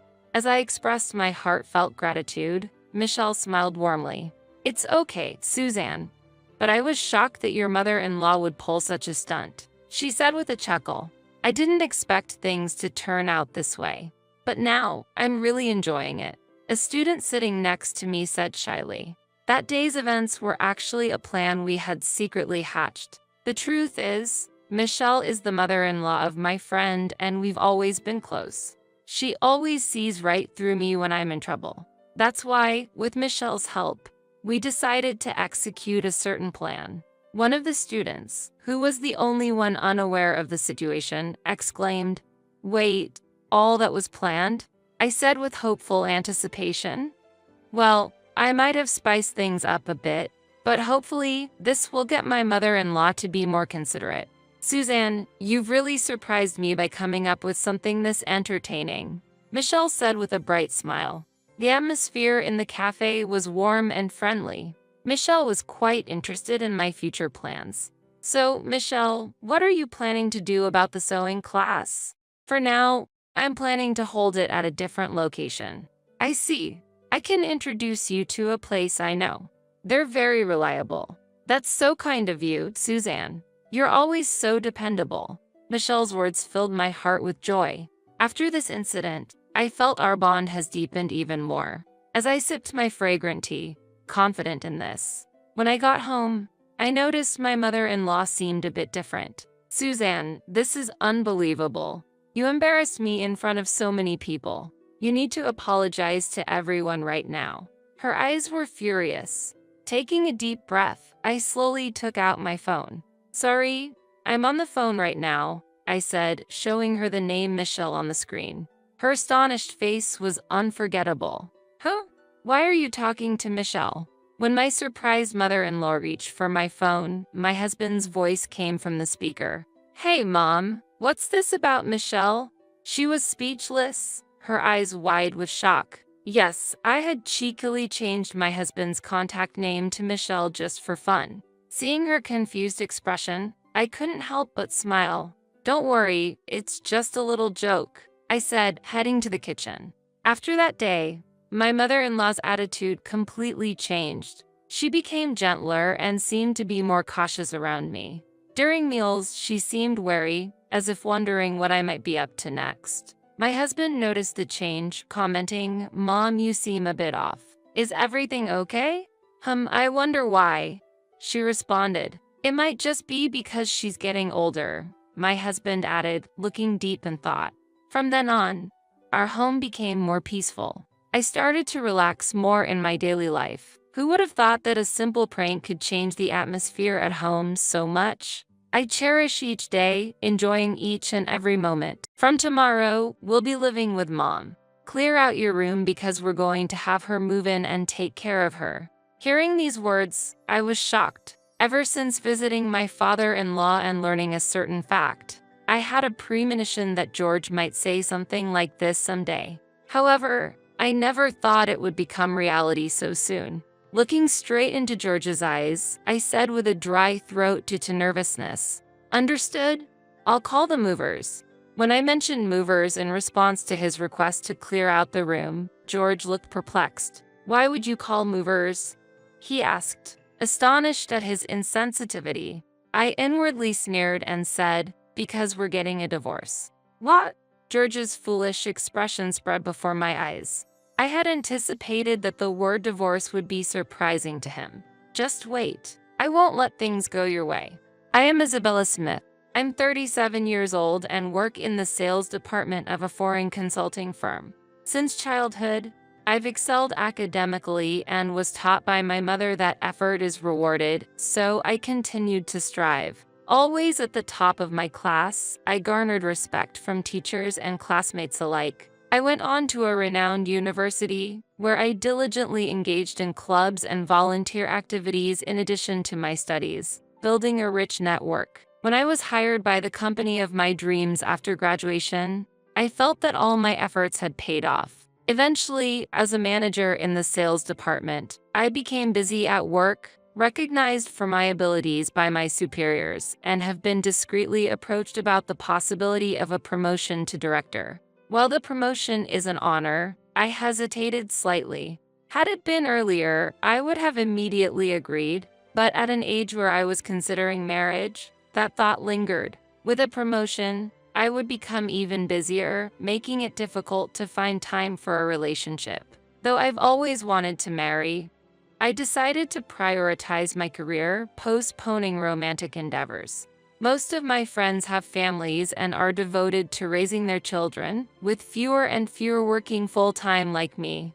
Therefore, I've decided to put my boss offer on hold and start engaging in relationships. Since it was hard for me to find a partner at work, I quickly turned to a dating app. I didn't focus on the income of potential matches but looked for someone close in age. However, even if I found someone appealing, unless both of our feelings are aligned, we wouldn't be a good match. Perhaps because I was 37, I didn't have as much success in finding a partner as I had hoped. After a month of using the app, the only person I matched with and felt good about was a man named George. After several message exchanges, we met in person. He was a handsome 33-year-old, 4 years younger than me. At our first meeting, I wondered why such a handsome man was okay getting matched with me. I like older women. After setting various criteria, I hardly found my type of older woman. When I saw you, Isabella, it just clicked, he said, making me overjoyed. During our first date, I was already attracted to George's personality and demeanor. Then, on our second date, he unexpectedly confessed his feelings, and we became a couple. I hadn't expected our relationship to progress so smoothly and regretted not using the dating app sooner. Even if just a little. George works at a local automotive parts factory and has been there since graduating high school. Meanwhile, I'm engaged in international business at a foreign consulting firm. When I shared this with him, he listened intently, his eyes sparkling with interest. I believe that no job is superior or inferior and factory work is respectable, but being genuinely praised felt good. Working at a foreign consulting firm must come with a good salary, right? He asked. Although younger, his innocence and approachability made him increasingly endearing to me. I replied, well, the salary level is relatively high in the industry. Hearing this, he said, I see, I'm envious. I'm just a high school graduate, so compared to my friends with college degrees, my salary is lower and I feel a bit complex about it.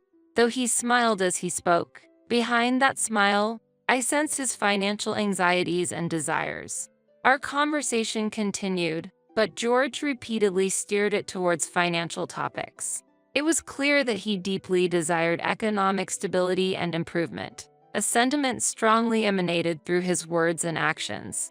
Seeing George earnestly listen to me, I could only feel that he was a sincere person. Within just 6 months of meeting, we were on our way to getting married. My heart was filled with joy, almost as if I was floating. Never in my dreams did I think I would marry a younger, handsome man at my age. However, when things seem too good to be true, they often are, and I was soon to deeply realize this fact. We decided to start our marriage introductions at my parents' house.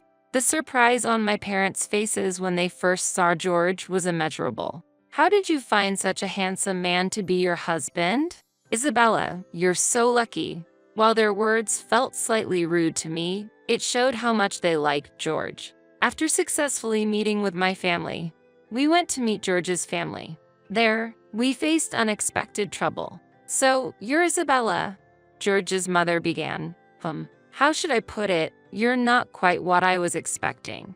I couldn't hide my astonishment at her harsh words on our first meeting. Excuse me?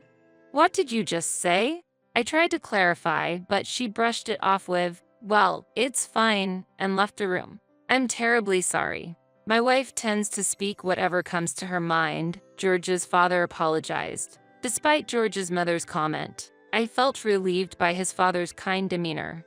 Yes, I'm just surprised. I look forward to getting to know you better, I replied, offering a respectful reintroduction. Then George suggested with excitement, let's stop the gloomy talk. Let's go see our new home. Stop the gloomy talk.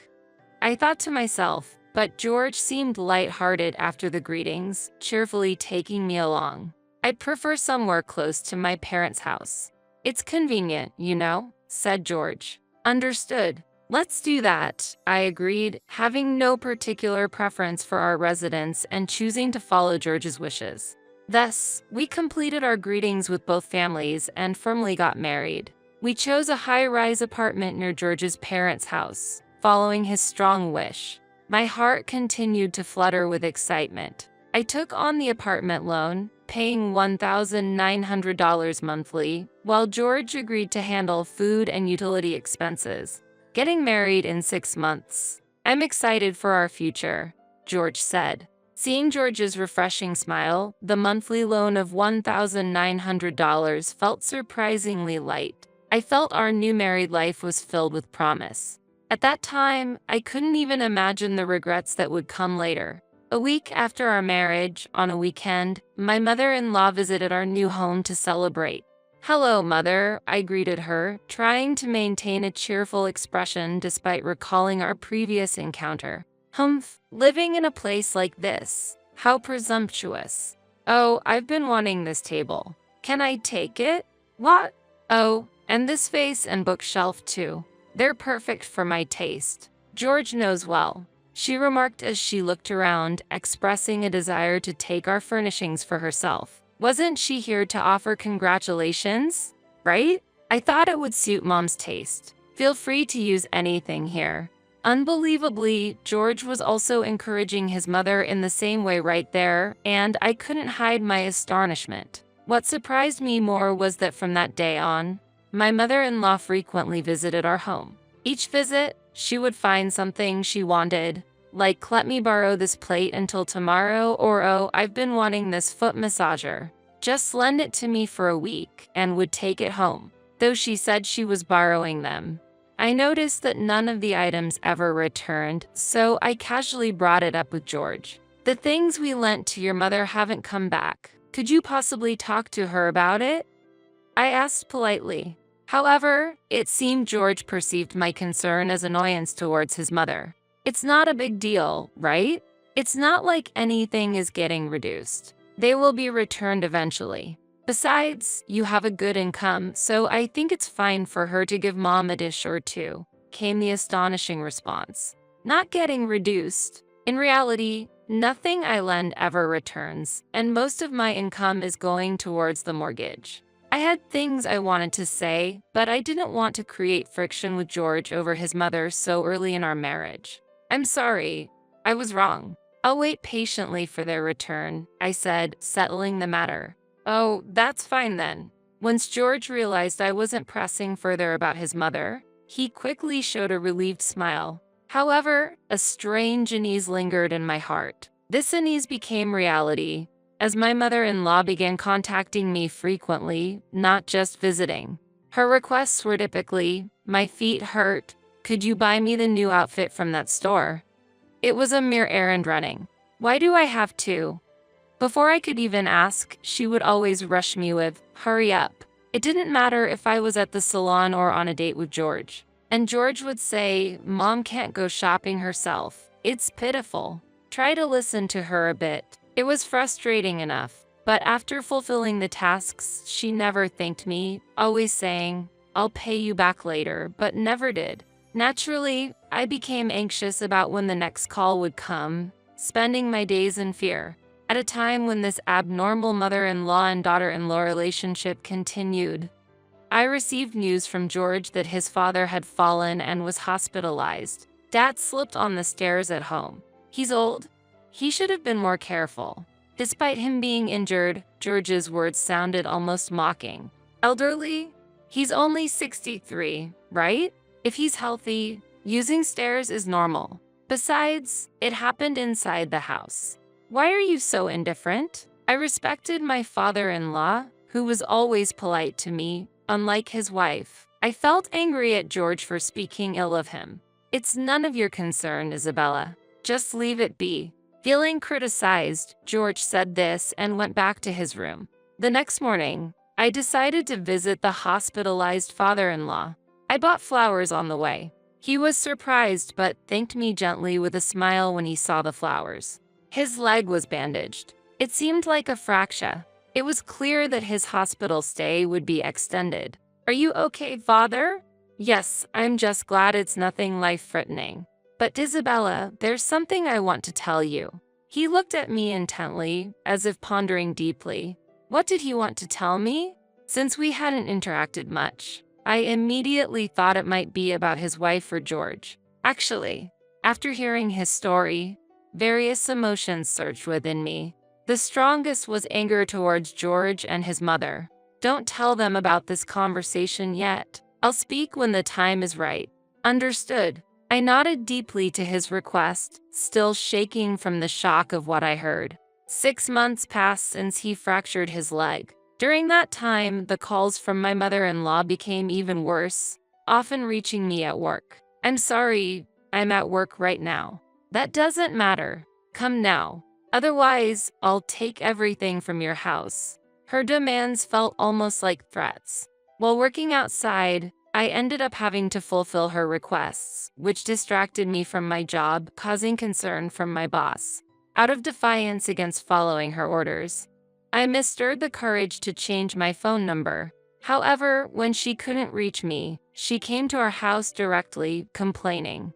The action backfired, leaving me feeling trapped with no way out. If she were a stranger, I could have reported her for stalking to the police. But being family, I felt I couldn't seek help, which was agonizing.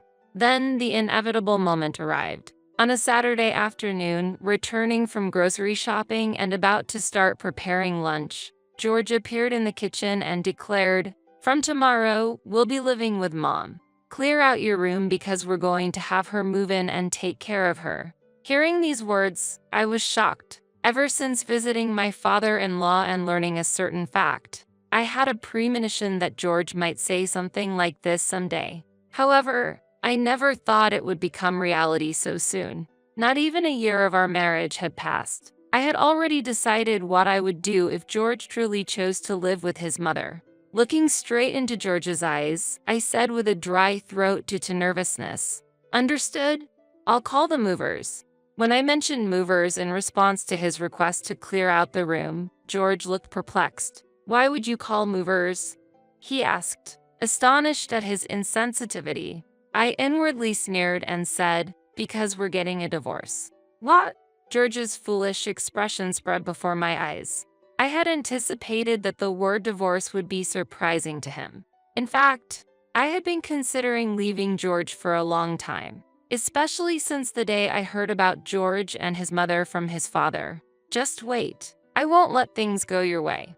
With that resolve, I washed my hands in the kitchen, took off my apron, and returned to my room. I was clutching the divorce papers tightly in my hand. My part was already filled out. "Here, the divorce papers. Please sign and submit them. I'll contact the movers later to check when they can come, and then I'll sell this house." George paled at the sight of the divorce papers. He must not have imagined that I already had the completed divorce papers. "What? Divorce? Why so sudden? And selling the house, you can't just decide that." Hearing George say those cold words, I realized he overlooked one crucial fact. It's possible. The house was bought in my name, remember? Have you forgotten? I'm the one paying the mortgage. If I agree, the sale of the house can proceed immediately. "What?" George's eyes widened in astonishment. Even though he's younger than me and in his mid-30s, it was almost laughable that he didn't understand such a basic thing. Seeing George unable to respond, I felt the discussion might go smoother than expected. At that moment, the front door opened, and someone came in. "Excuse me, George, how's the living together plan going?" Unexpectedly, it was his mother who appeared. I was sure I had locked the front door, but seeing the spare key in the mother-in-law's hand, I was infuriated. Apparently, George had made a spare key and given it to her without my knowledge. "I'm sorry, Mother, but George and I have decided to divorce, and I'm selling this house. The living together plan is off." Before she could say anything, I quickly informed her, and she exclaimed in surprise, "Really? What are you talking about? Are you out of your mind? Regardless of your opinion, I won't allow you to disrupt our plans. I believe George married a wonderful spouse.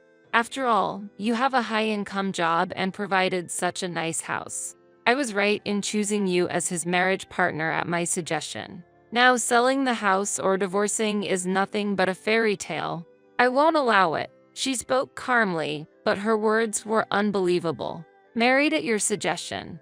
What do you mean? Literally what I said. Was it a matching app? Nowadays, there's no need for a marriage agency. There are convenient alternatives.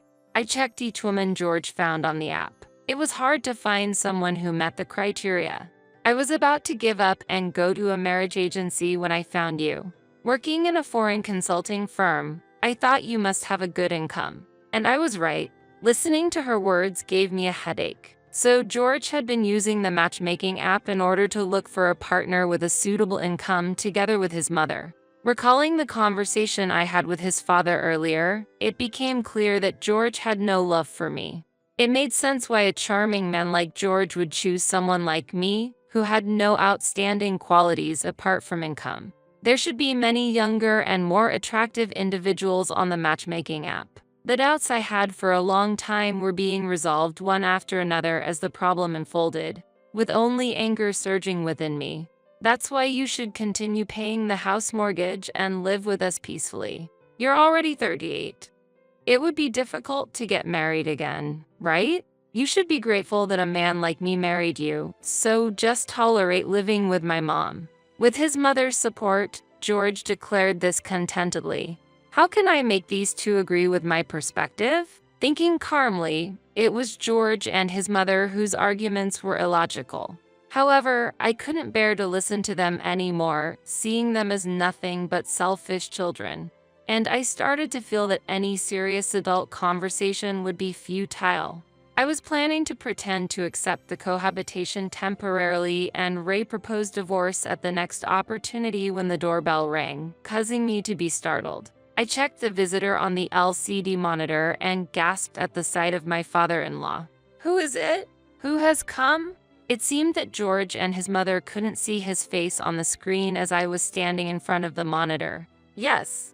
After a brief reply, I unlocked the door. The sight of him walking through the auto-lock entrance was confirmed. Soon, the room's doorbell rang again, and I cautiously opened the door. Father, what brings you here?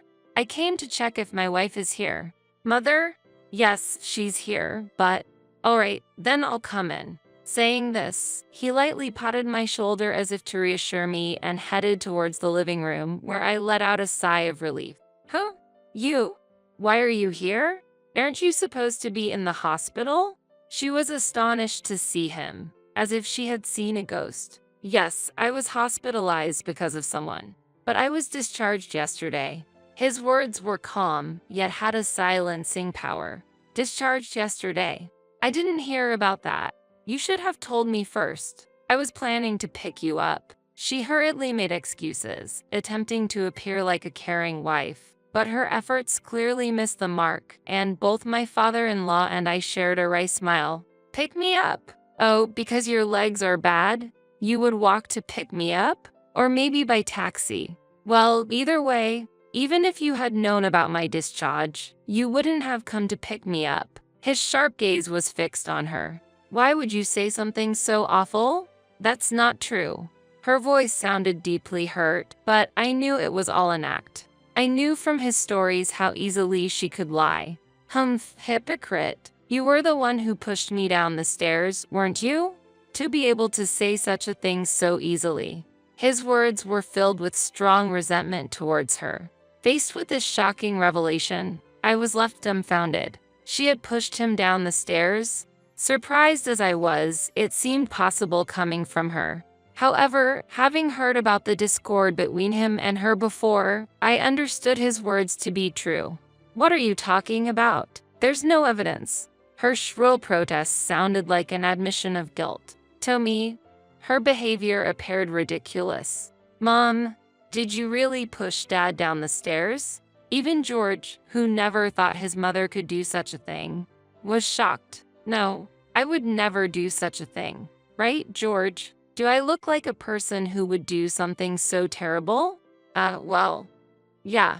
George's response suddenly became vague. He was aware that his parents were not getting along well. Given his mother's personality, he seemed to feel that it was not an impossible scenario. The truth revealed by my father-in-law clearly weakened the assertiveness of George and his mother. I saw this as an excellent opportunity to take action. I decided to reveal all my hidden thoughts right there and then. George, mother, when I visited father in the hospital, I heard about a certain plan. It seems you were planning to eliminate me after using me for my financial resources. And then you were planning to live as you pleased with the insurance money. Why would you say that? George couldn't hide his surprise at my statement. I had heard about this shocking plan from my father-in-law while he was hospitalized. He happened to overhear George and his mother discussing their scheme to target my assets. The relationship between both of George's parents had been cold for a long time, with almost no conversation. She had a strong obsession with money, constantly demanding him to earn more while she herself squandered money on luxury brands, discarding them once bored, causing him to drift away. Knowing that I had financial resources, she and George schemed to extract money from me. Realizing that this cohabitation proposal was also part of their attempt to leech off me sent shivers down my spine. If you're going to have secret talks, you should at least be careful about the location. Do you underestimate me? I advised them, who had plotted in my father-in-law's house. Their faces turned red rapidly.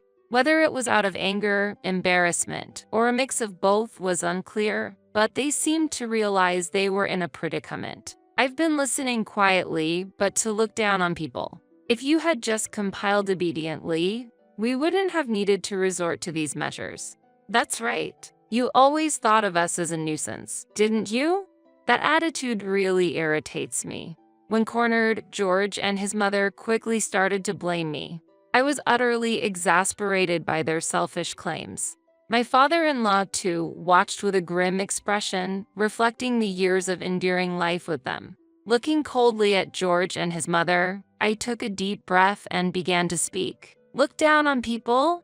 George, is that about yourself? While looking down on me, you've always prioritized your mother, haven't you? Have you ever considered how much that hurt me?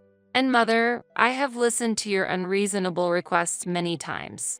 I was honestly exhausted by your sudden demands. Still, I think I've always done as you asked. Was your claim about having bad legs a lie? I'm done being at your beck and call.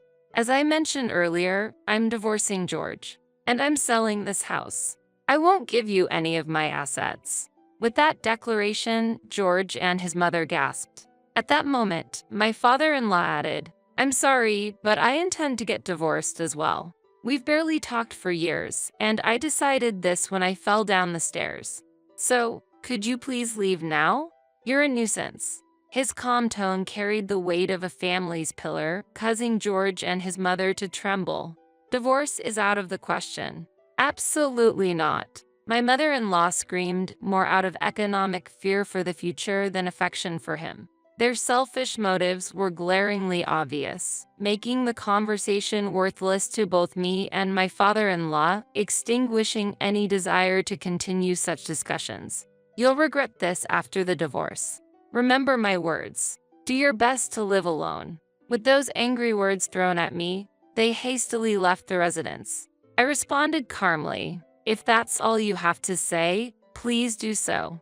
Try living on your own strength from now on. After the exchange, I expressed my deep gratitude to the father-in-law, saying, Father, thank you so much. He smiled kindly and said, No, I deeply apologize for the trouble I've caused you. Isabella, you deserve a much better life ahead, and I'm sure you'll find someone better and build a happy future. With a serene expression, he quietly left the room, following George and his mother. Several days later, George finally submitted the divorce papers to the court, and our divorce proceedings were completed very smoothly and swiftly. As a result, we both began to walk new paths in life, severing our past ties. After the divorce, I decided to start a new chapter in my life. I let go of the luxury apartment where I previously lived and decided to move to a smaller apartment that was closer to my workplace and had all the necessary amenities for living. Paying off the mortgage for the previous luxurious high-rise apartment was indeed a huge burden for me. Being freed from that pressure and settling in a more economical rental property was a great relief. Recently, I had a chance to meet with my former father-in-law. During that meeting, he informed me that his divorce had been successfully finalized. In that conversation, a new fact came to light.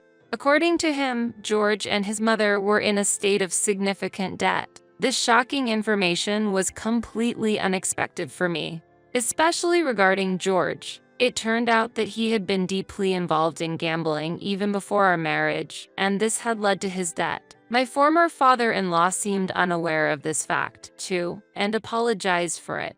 I immediately reassured him that he didn't need to be so downhearted. I had never imagined that George had such a severe gambling problem. He never showed any signs of it during our relationship, so his motive to marry me had that background. On the other hand, his mother's financial state was as I had anticipated. She had been splurging on expensive brands, resulting in financial struggles, and later, she even attempted to engage in dubious online businesses to deceive others for money. My former father-in-law felt reassured that his decision to divorce was indeed wise after realizing her true nature. Currently, George and his mother are living in a cramped apartment together. They seem to be struggling with their daily lives, already overwhelmed with financial difficulties before even starting to repay their debts. Hearing about the tough life they are likely to face after losing me as their financial pillar made me feel that they should rightfully confront that harsh reality, though part of me wishes that on them. I have no interest in further involving myself with them and sincerely hope they start anew somewhere out of my sight. Amidst these circumstances, I've felt a renewed passion for my work, achieving the promotion to sales manager that was planned, and now leading the entire sales team. While this has increased my workload, it has also enhanced my sense of accomplishment, feeling the joy of being recognized by others. Should I meet someone in the future with whom I can share my life, I would consider marriage, but even without such an encounter, I find no issue in living a fulfilling life through my work. Moving forward, I plan to focus on what I am truly passionate about, achieving results in that field. I intend to keep concentrating on my career and personal growth, continuously striving for better. My father passed away, and a year has passed since then. After the death of my father, my mother was also engulfed in deep sorrow, but recently, she has finally begun to smile again and her former vitality is returning. One day, as we were regaining our tranquility, my husband's unilateral action threw our household into chaos. "Your mother approved, so it should be fine," my husband said, but I countered, "How can you think there's no problem? This is our home. Why sacrifice our family to accommodate yours?" Unbeknownst to me, my husband had invited his parents, who were living with his brother and his wife, to our home. Moreover, my father's room, which had been left untouched, was tidied up without my consent. With my husband speaking his mind freely and his inconsiderate parents, our home became uncomfortable. Because of this situation, my mother began to go out more often. I cannot accept this situation under any circumstances. I must get my in-laws out of our house. This is a story about the crisis of my home being taken over by my husband and his family after my father's death. My name is Wendy. I am turning 40 this year. I married Greg when I was 28, and I have a medical condition that makes it difficult for me to work outside. Although I used to work full-time when I was younger, my intermittent health issues often caused inconvenience to others, so I later switched to working from home. However, my income is dependent on my health and is unstable every month. Thus, living alone was not a viable option for me. Before marriage, I lived with my working parents, helping with household chores while working. After marrying Greg, we started a new life in a rented apartment, saving money gradually with plans to eventually buy our own home. However, our situation changed when I heard that Greg's brother had built a 2-generation house to live with his parents. My parents suggested that we live with my parents in their renovated family home. They were concerned about my unstable income and the difficulty of buying a house just for the two of us. While my parents' proposal was reassuring, living with his wife's family was not easy for Greg. With this in mind, I planned to respect Greg's wishes. But he was excited about the idea of my parents providing all the funds and readily accepted the suggested living arrangement. For about 10 years, the four of us lived relatively harmoniously. Despite my father's strictness, my cheerful husband was always considerate around him. and my parents tried not to interfere too much, allowing Greg to relax when not with the family. Despite my unstable income and physical inability to have children, my husband and I lived without major conflicts, supporting each other thanks to my parents' help. I am determined to repay this kindness. Out of gratitude, I acquired a qualification anticipating future caregiving needs.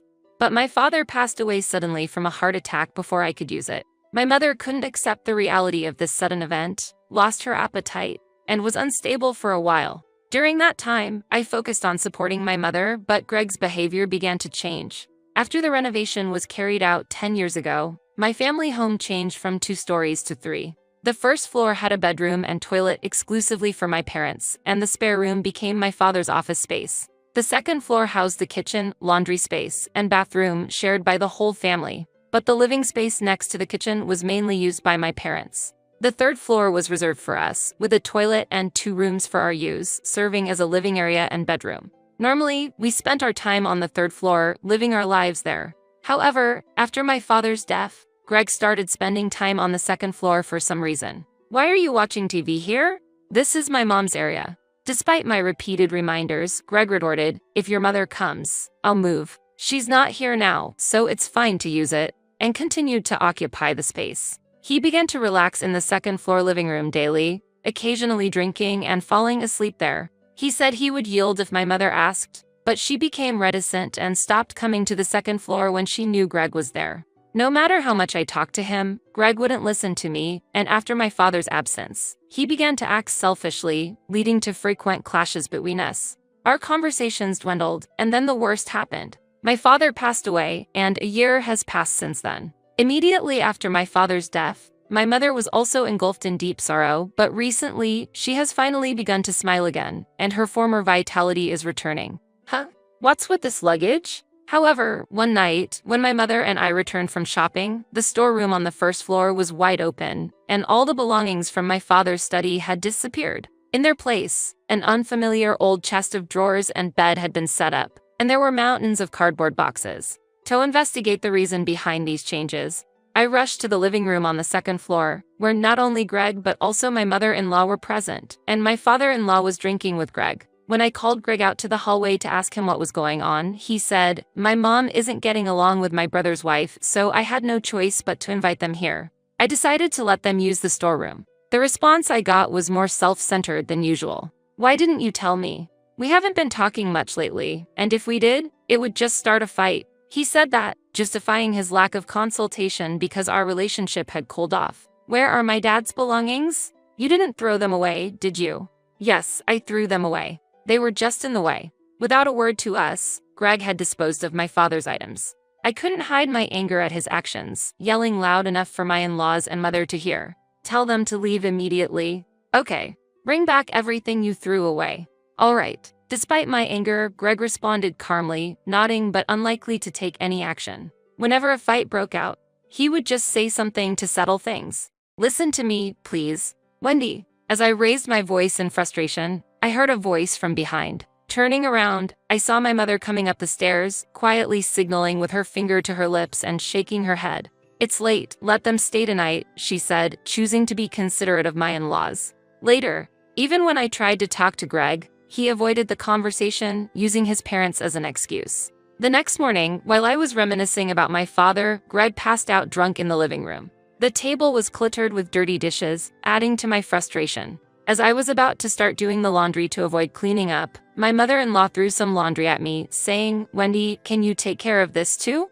Wendy, you are wonderful. Not only do you wash for your own family, but you also take care of your parents' laundry." "Amy only takes care of her own family," she complained, naturally expecting me to do the laundry and expressing dissatisfaction with Greg's brother's wife. "Does she really intend to live here? This is the house that my parents built." After my mother-in-law left, I tried to wake up Greg, who was sleeping in the living room, but he was groggy and wouldn't wake up. Eventually, I returned to the bedroom on the third floor and called Greg's brother. "Yeah, I've heard about it from Greg. You told me he informed you, but I was not aware of any of this. This is the Owen family house, so it's difficult for the Anderson family members to live here. Please come and take them back." Handing over the laundry, I felt a sense of urgency. If I didn't act quickly, they would end up staying longer. I requested they be picked up, but Greg's brother immediately replied, "I've told Greg as well, but it seems the relationship between Amy and our mother is beyond repair, and it looks like our mother doesn't want to live here either. I'm sorry, but you'll have to manage." Wait, just a minute. Ignoring my words, he unilaterally pushed the responsibility onto me, cutting off the conversation. Both brothers were beyond my control. Despite my concerns, I headed back to the second floor where Greg was. "Mom." My mother was in the living room, tidying up the messy room even though she had just woken up. "I'll clean up here, so Mom, please go wash your face." I should have left it to Greg, but in the end, I had to handle it myself. While my mother was in the washroom, I was doing the dishes when I realized Greg had woken up and was opening the refrigerator behind me. I drained the water and immediately resumed the conversation. "Did you really get rid of Dad's belongings?" I asked, to which Greg replied, "How many times do I have to say it? Yes, I threw them away. Without consulting us. How can you do such a thing without involving us, the family?" I protested. "Because unused things are in the way," he said. "Is this really a difference of opinion? Or is it influenced by his relationship with his father-in-law?"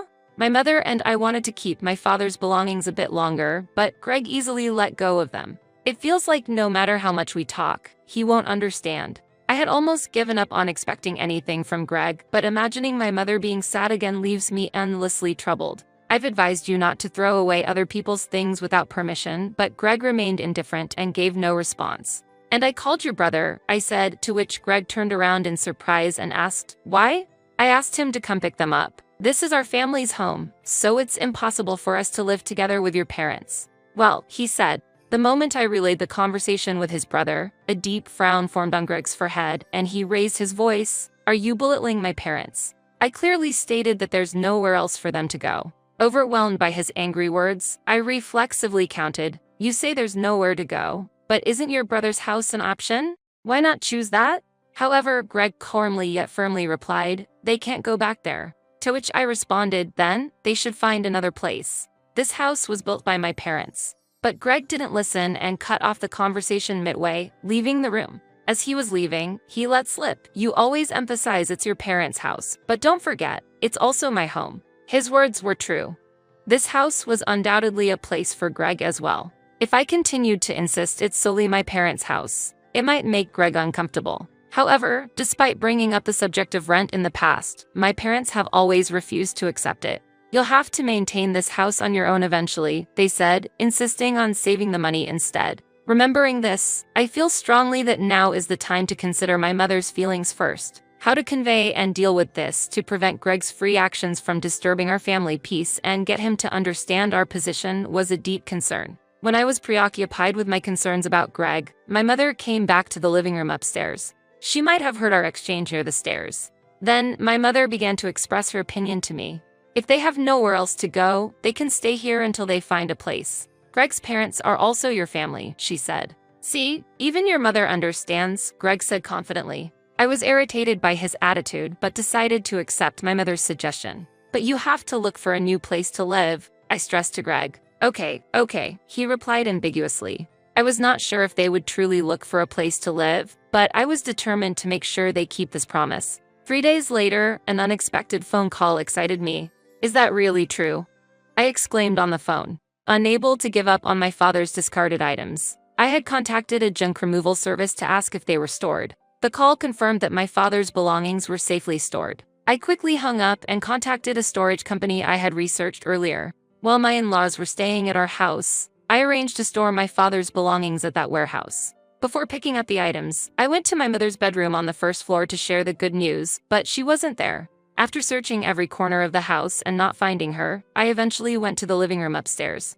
Entering the room, my mother-in-law noticed me and smiled while intoxicated. "Oh, Wendy, what's up?" Her face was flushed with alcohol. Despite it still being daylight, she appeared to be intoxicated. "Are you going out?" Greg had come home from work and was relaxing in the living room, enjoying a drink while still in his work clothes. The usually tidy second-floor living room had been a mess these past few days. The table was cluttered with empty cans and leftover dishes.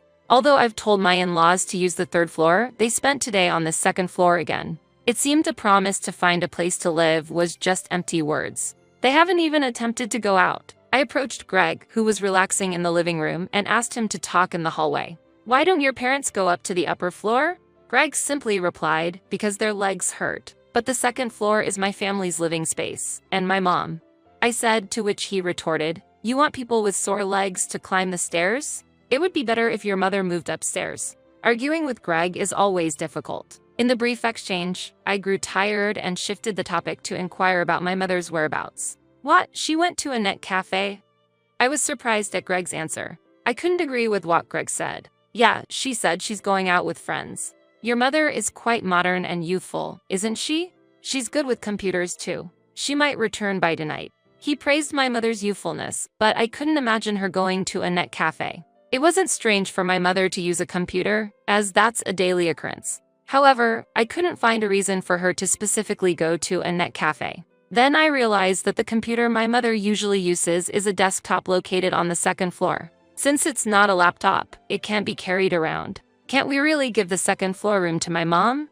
I implored Greg again. The second floor has important family items for my mother and the computers she uses daily. There's no TV in the first floor bedroom to entertain her, and she must be at a loss for how to spend her time. Greg answered in an annoyed manner. My parents are here because they have sore legs. Your mother understands, so there shouldn't be a problem. But I counted. How can you say there's no problem? This is the Owen family's house. Why should my mom be displaced while your parents relax here?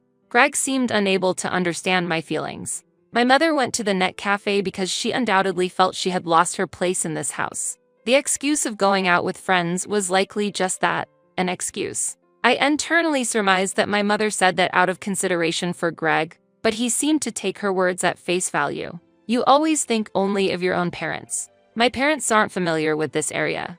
They can't easily meet their friends. Your mother has friends nearby, so it's good for her to go out during the day, or she can just go to the third floor, he shouted in anger. Facing Greg's unprecedented rage, I was at a loss for words and felt my feelings for him cooling rapidly. Even in the face of his anger, I remained surprisingly calm, realizing that living together with him was no longer possible.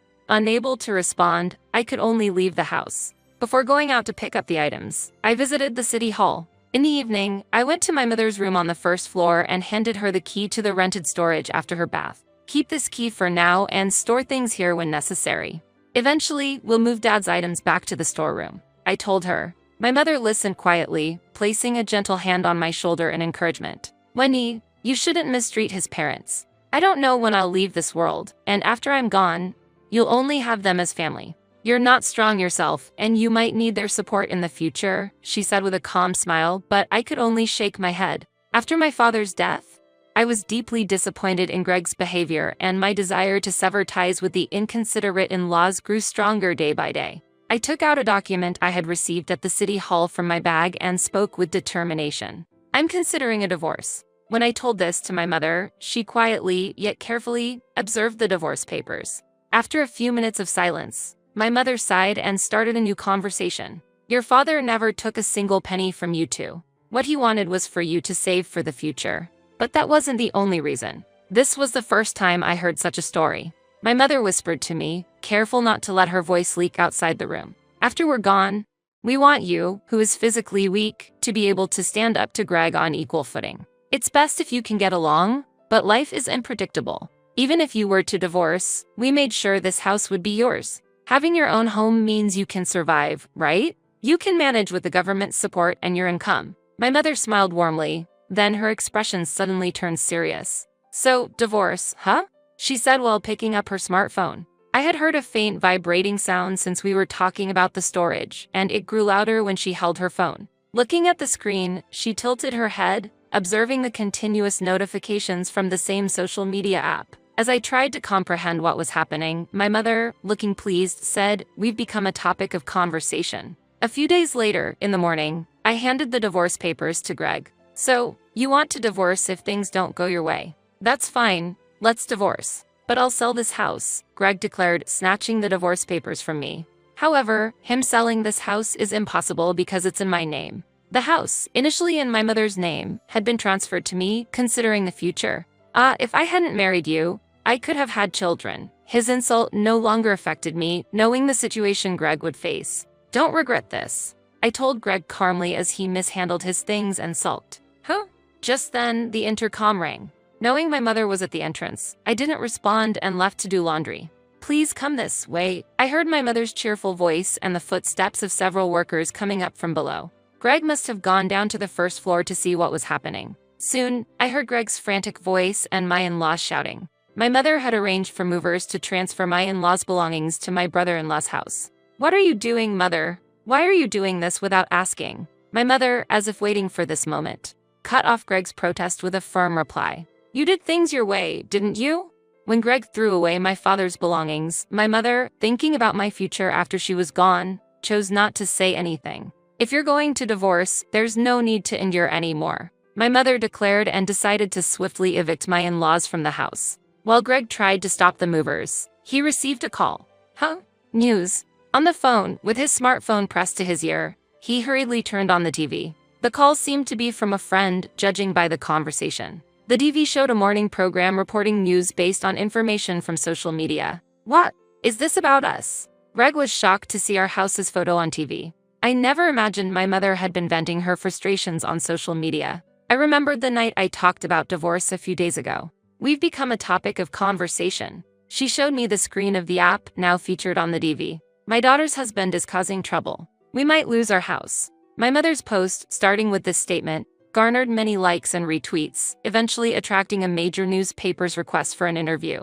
Although my mother had no intention of giving an interview, she replied and cooperated when she learned of my decision to divorce. As I watched our house on TV, my mother whispered beside me, "Now Greg won't be able to stay here anymore." Her face was full of vitality. I watched Greg, who was panicking about the workplace finding out, with a cold gaze.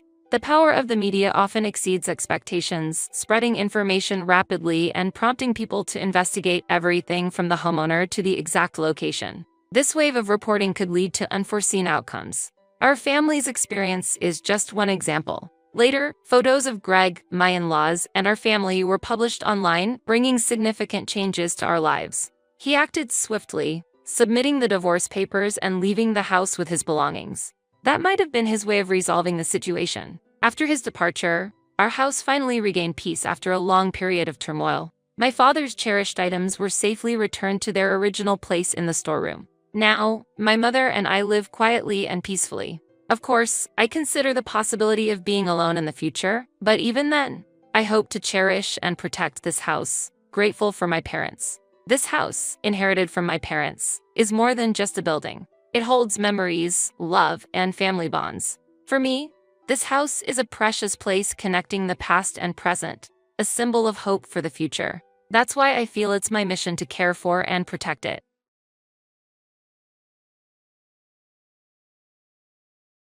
I've planned a trip to Cancun this time. Huh? A trip to Cancun. Hearing my mother-in-law say this with a smile, I harbored doubts. Despite being burdened with a huge debt and struggling to make monthly repayments. Why travel abroad? Moreover, despite the fact that I send money every month. Why is she going to Cancun alone? I absolutely cannot accept this. This is no joke. As I raised my voice in anger, my mother-in-law looked puzzled. Yes, this was all my husband's scheme. I was shocked by this certain truth revealed by my mother-in-law. My name is Amy. I am 35 years old, working as a regular employee at a general company, living an ordinary life. 5 years have passed since I married Kevin. We had been living peaceful days without any major problems. However, suddenly a great trial appeared before us as a couple. This series of events was triggered by the recent death of my father-in-law. My father-in-law was a man of few words but gentle in nature, always caring for us as a couple. Thanks to him, I felt naturally integrated into my husband's family. That's why I couldn't accept his death. One evening, a little after his funeral, when things had calmed down, my husband suddenly started talking at dinner. Hey, Amy, it's weird to talk about this all of a sudden, but is something wrong? Actually, I've been thinking about starting to financially support my parents' house from next month. Support? Why would you do that? Since my father passed away, I think my mother is struggling on her own. Wait a minute. I quickly interrupted my husband. Your father's passing is sad, but your sister is living in your parents' house, right? Yes, that's right, but my husband has a sister living at home. She works for a prestigious company and earns much more than my husband. My father-in-law had also worked for a well-known company until his retirement. The retirement money should be with my mother-in-law. On the other hand, we, as a couple, work for small to medium-sized companies. Our income is probably lower than the average for our age group. In such a situation, I couldn't understand why we needed to send money to my mother-in-law. Kevin, I don't think your mother and sister are struggling with money. So why send money? When I asked this, an unbelievable answer came back. Actually, it seems rich on the surface, but my mom has a considerable amount of debt. What? My mother-in-law has such a huge debt. Yes, it's hard to believe, but it's true. But you know, for some reason, she hasn't told my sister about the debt at all. That's why I brought up this idea to somehow help her. But what about your father's retirement money?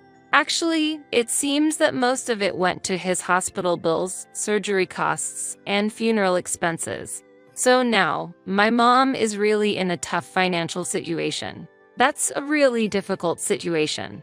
Yes, it is. That's why I know I'm asking a lot, but I really want to help her. Seeing him bow his head deeply, I was torn. My mother-in-law had helped us as a couple many times before. While I was looking for my current job, she actively took over all the household chores in my stead and often came to cook dinner. Moreover, when my husband changed jobs and we were short of living expenses, she secretly gave him money. I was always full of gratitude for her kindness, and every time I thanked her, she returned with polite words of gratitude. Thanks to her support, we had overcome many difficulties. Now that she was in trouble, I couldn't just overlook it. Considering the favors we had received so far, I strongly felt the desire to help her. With those feelings, after a little hesitation, I eventually agreed to my husband's proposal. From that day, to support my mother-in-law financially, we became stricter about saving. We were not living luxuriously in the first place, but still, we simplified our meals even more and switched to cheaper items for daily use. My husband started working late every day and came home late at night more often. And then, an incident occurred during these days. Perhaps due to accumulated fatigue, I developed a fever and fell ill. When I was preparing to go to the hospital after calling in sick to work, my husband said, "Wait a minute, are you really going to the hospital?" "Yes, I am. Just a fever, isn't it? There's no need to go to the hospital for a mild fever, especially when we need to save money." What? I was surprised by his words, but managed to argue back. But what if it's a viral fever like the flu? We have fever reducers at home, right? Just take those and rest. You'll get better. Going to the hospital is a waste of money. That's not true. Listen to me. No matter what, don't go to the hospital. We're saving money, remember? After hearing those words, I had no choice but to rest at home, and ended up being bedridden for 3 days. Since then, my distress towards my husband gradually began to increase. Months later, to check on my mother-in-law's well-being, we visited my husband's parents' house. As I stepped into the living room, clothes and travel bags were scattered everywhere. Were you in the middle of sorting something out?" I asked, and my mother-in-law replied with a beaming smile. "Oh, actually, I'm going to Cancun this time." "A trip to Cancun?" "Yes, that's right. Sarah said she would come with me." "Amy, how about you? Do you want to come along?" "Really?"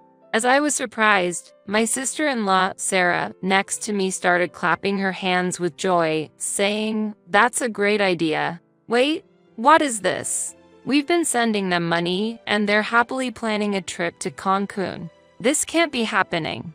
Without noticing my speechlessness, my mother-in-law and sister-in-law continued to excitedly talk about the Cancun trip. "I'm so excited. It's my first time in Cancun," my mother-in-law said, and Sarah replied, "Me too. And it's surprisingly affordable this time of year." "Exactly, Amy. Don't worry. If you can come with us, we'll cover the travel expenses." My mother-in-law continued, "Really, we've been so grateful to you ever since Kevin got married," added Sarah. Unaware of my feelings, they were engrossed in their conversation. Finally reaching my limit, I confronted my smiling mother-in-law and sister-in-law, who were inviting me to the trip. Stop joking. A trip abroad. What are you really thinking? I raised my voice. What? Startled by my sudden reproach, my mother-in-law and sister-in-law froze with their mouths open. Even though they were shaken, they tried to calm me down. Amy, what's wrong? Did we say something odd? Maybe you don't like traveling? Did we invite you too forcefully? It's not about that. How can you even think of inviting me on a trip? Do you understand our situation? Amy, calm down. What caused you to be so angry? Really, if you have the means to go on a trip, I'd rather you pay off your debts first. What? Debts? I let all my feelings out towards them. We can hardly save money, and even when I'm sick, we can't afford to go to the hospital, yet we prioritize sending you money. And yet, how can you calmly plan a trip abroad? Please consider our situation a little. After pouring out all my emotions, I noticed tears streaming down my cheeks. Whether it was anger, sadness, or both, I wasn't sure. However, I was certain that the frugal lifestyle until now had been more painful than I thought. While crying, I collapsed on the spot. Seeing this, my husband rushed over in surprise. Hey, you! What are you saying to my mom? But, that's enough. We're going home. Kevin tried to pull me up forcefully. At that moment, my mother-in-law spoke up quietly. Wait a minute. What debts are you talking about? What? But didn't you have a huge debt? Surprised by my response, my mother-in-law's expression changed. There's no such thing. There's still my husband's pension and inheritance left, and I wouldn't be able to go on an overseas trip if I had debts. What? But in that instant, I realized the full picture of the situation. Anger welled up inside me. The reason why my husband's income didn't increase despite his daily overtime. Why I was the only one getting thinner and sick, despite the strict savings. And why my usually polite mother-in-law never thanked us for the money we sent. Then, I faced a shocking truth. The need for sending money, as my husband had been saying, was actually a fabrication. There was never a need to send them money. I could have gone to the doctor immediately when I got sick. I would have realized it if I had thought about it a bit more. Realizing this made the pointlessness of our past frugal life evident. But in our financially tight life, it had been hard to make a calm judgment. My mother-in-law and sister-in-law on the scene seemed to realize the truth behind my husband's words. They looked at Kevin with a doubtful gaze. Kevin, what's the meaning of this? Amy says she was sending money because you had debts. What's all this about? Kevin was clearly looking for an excuse.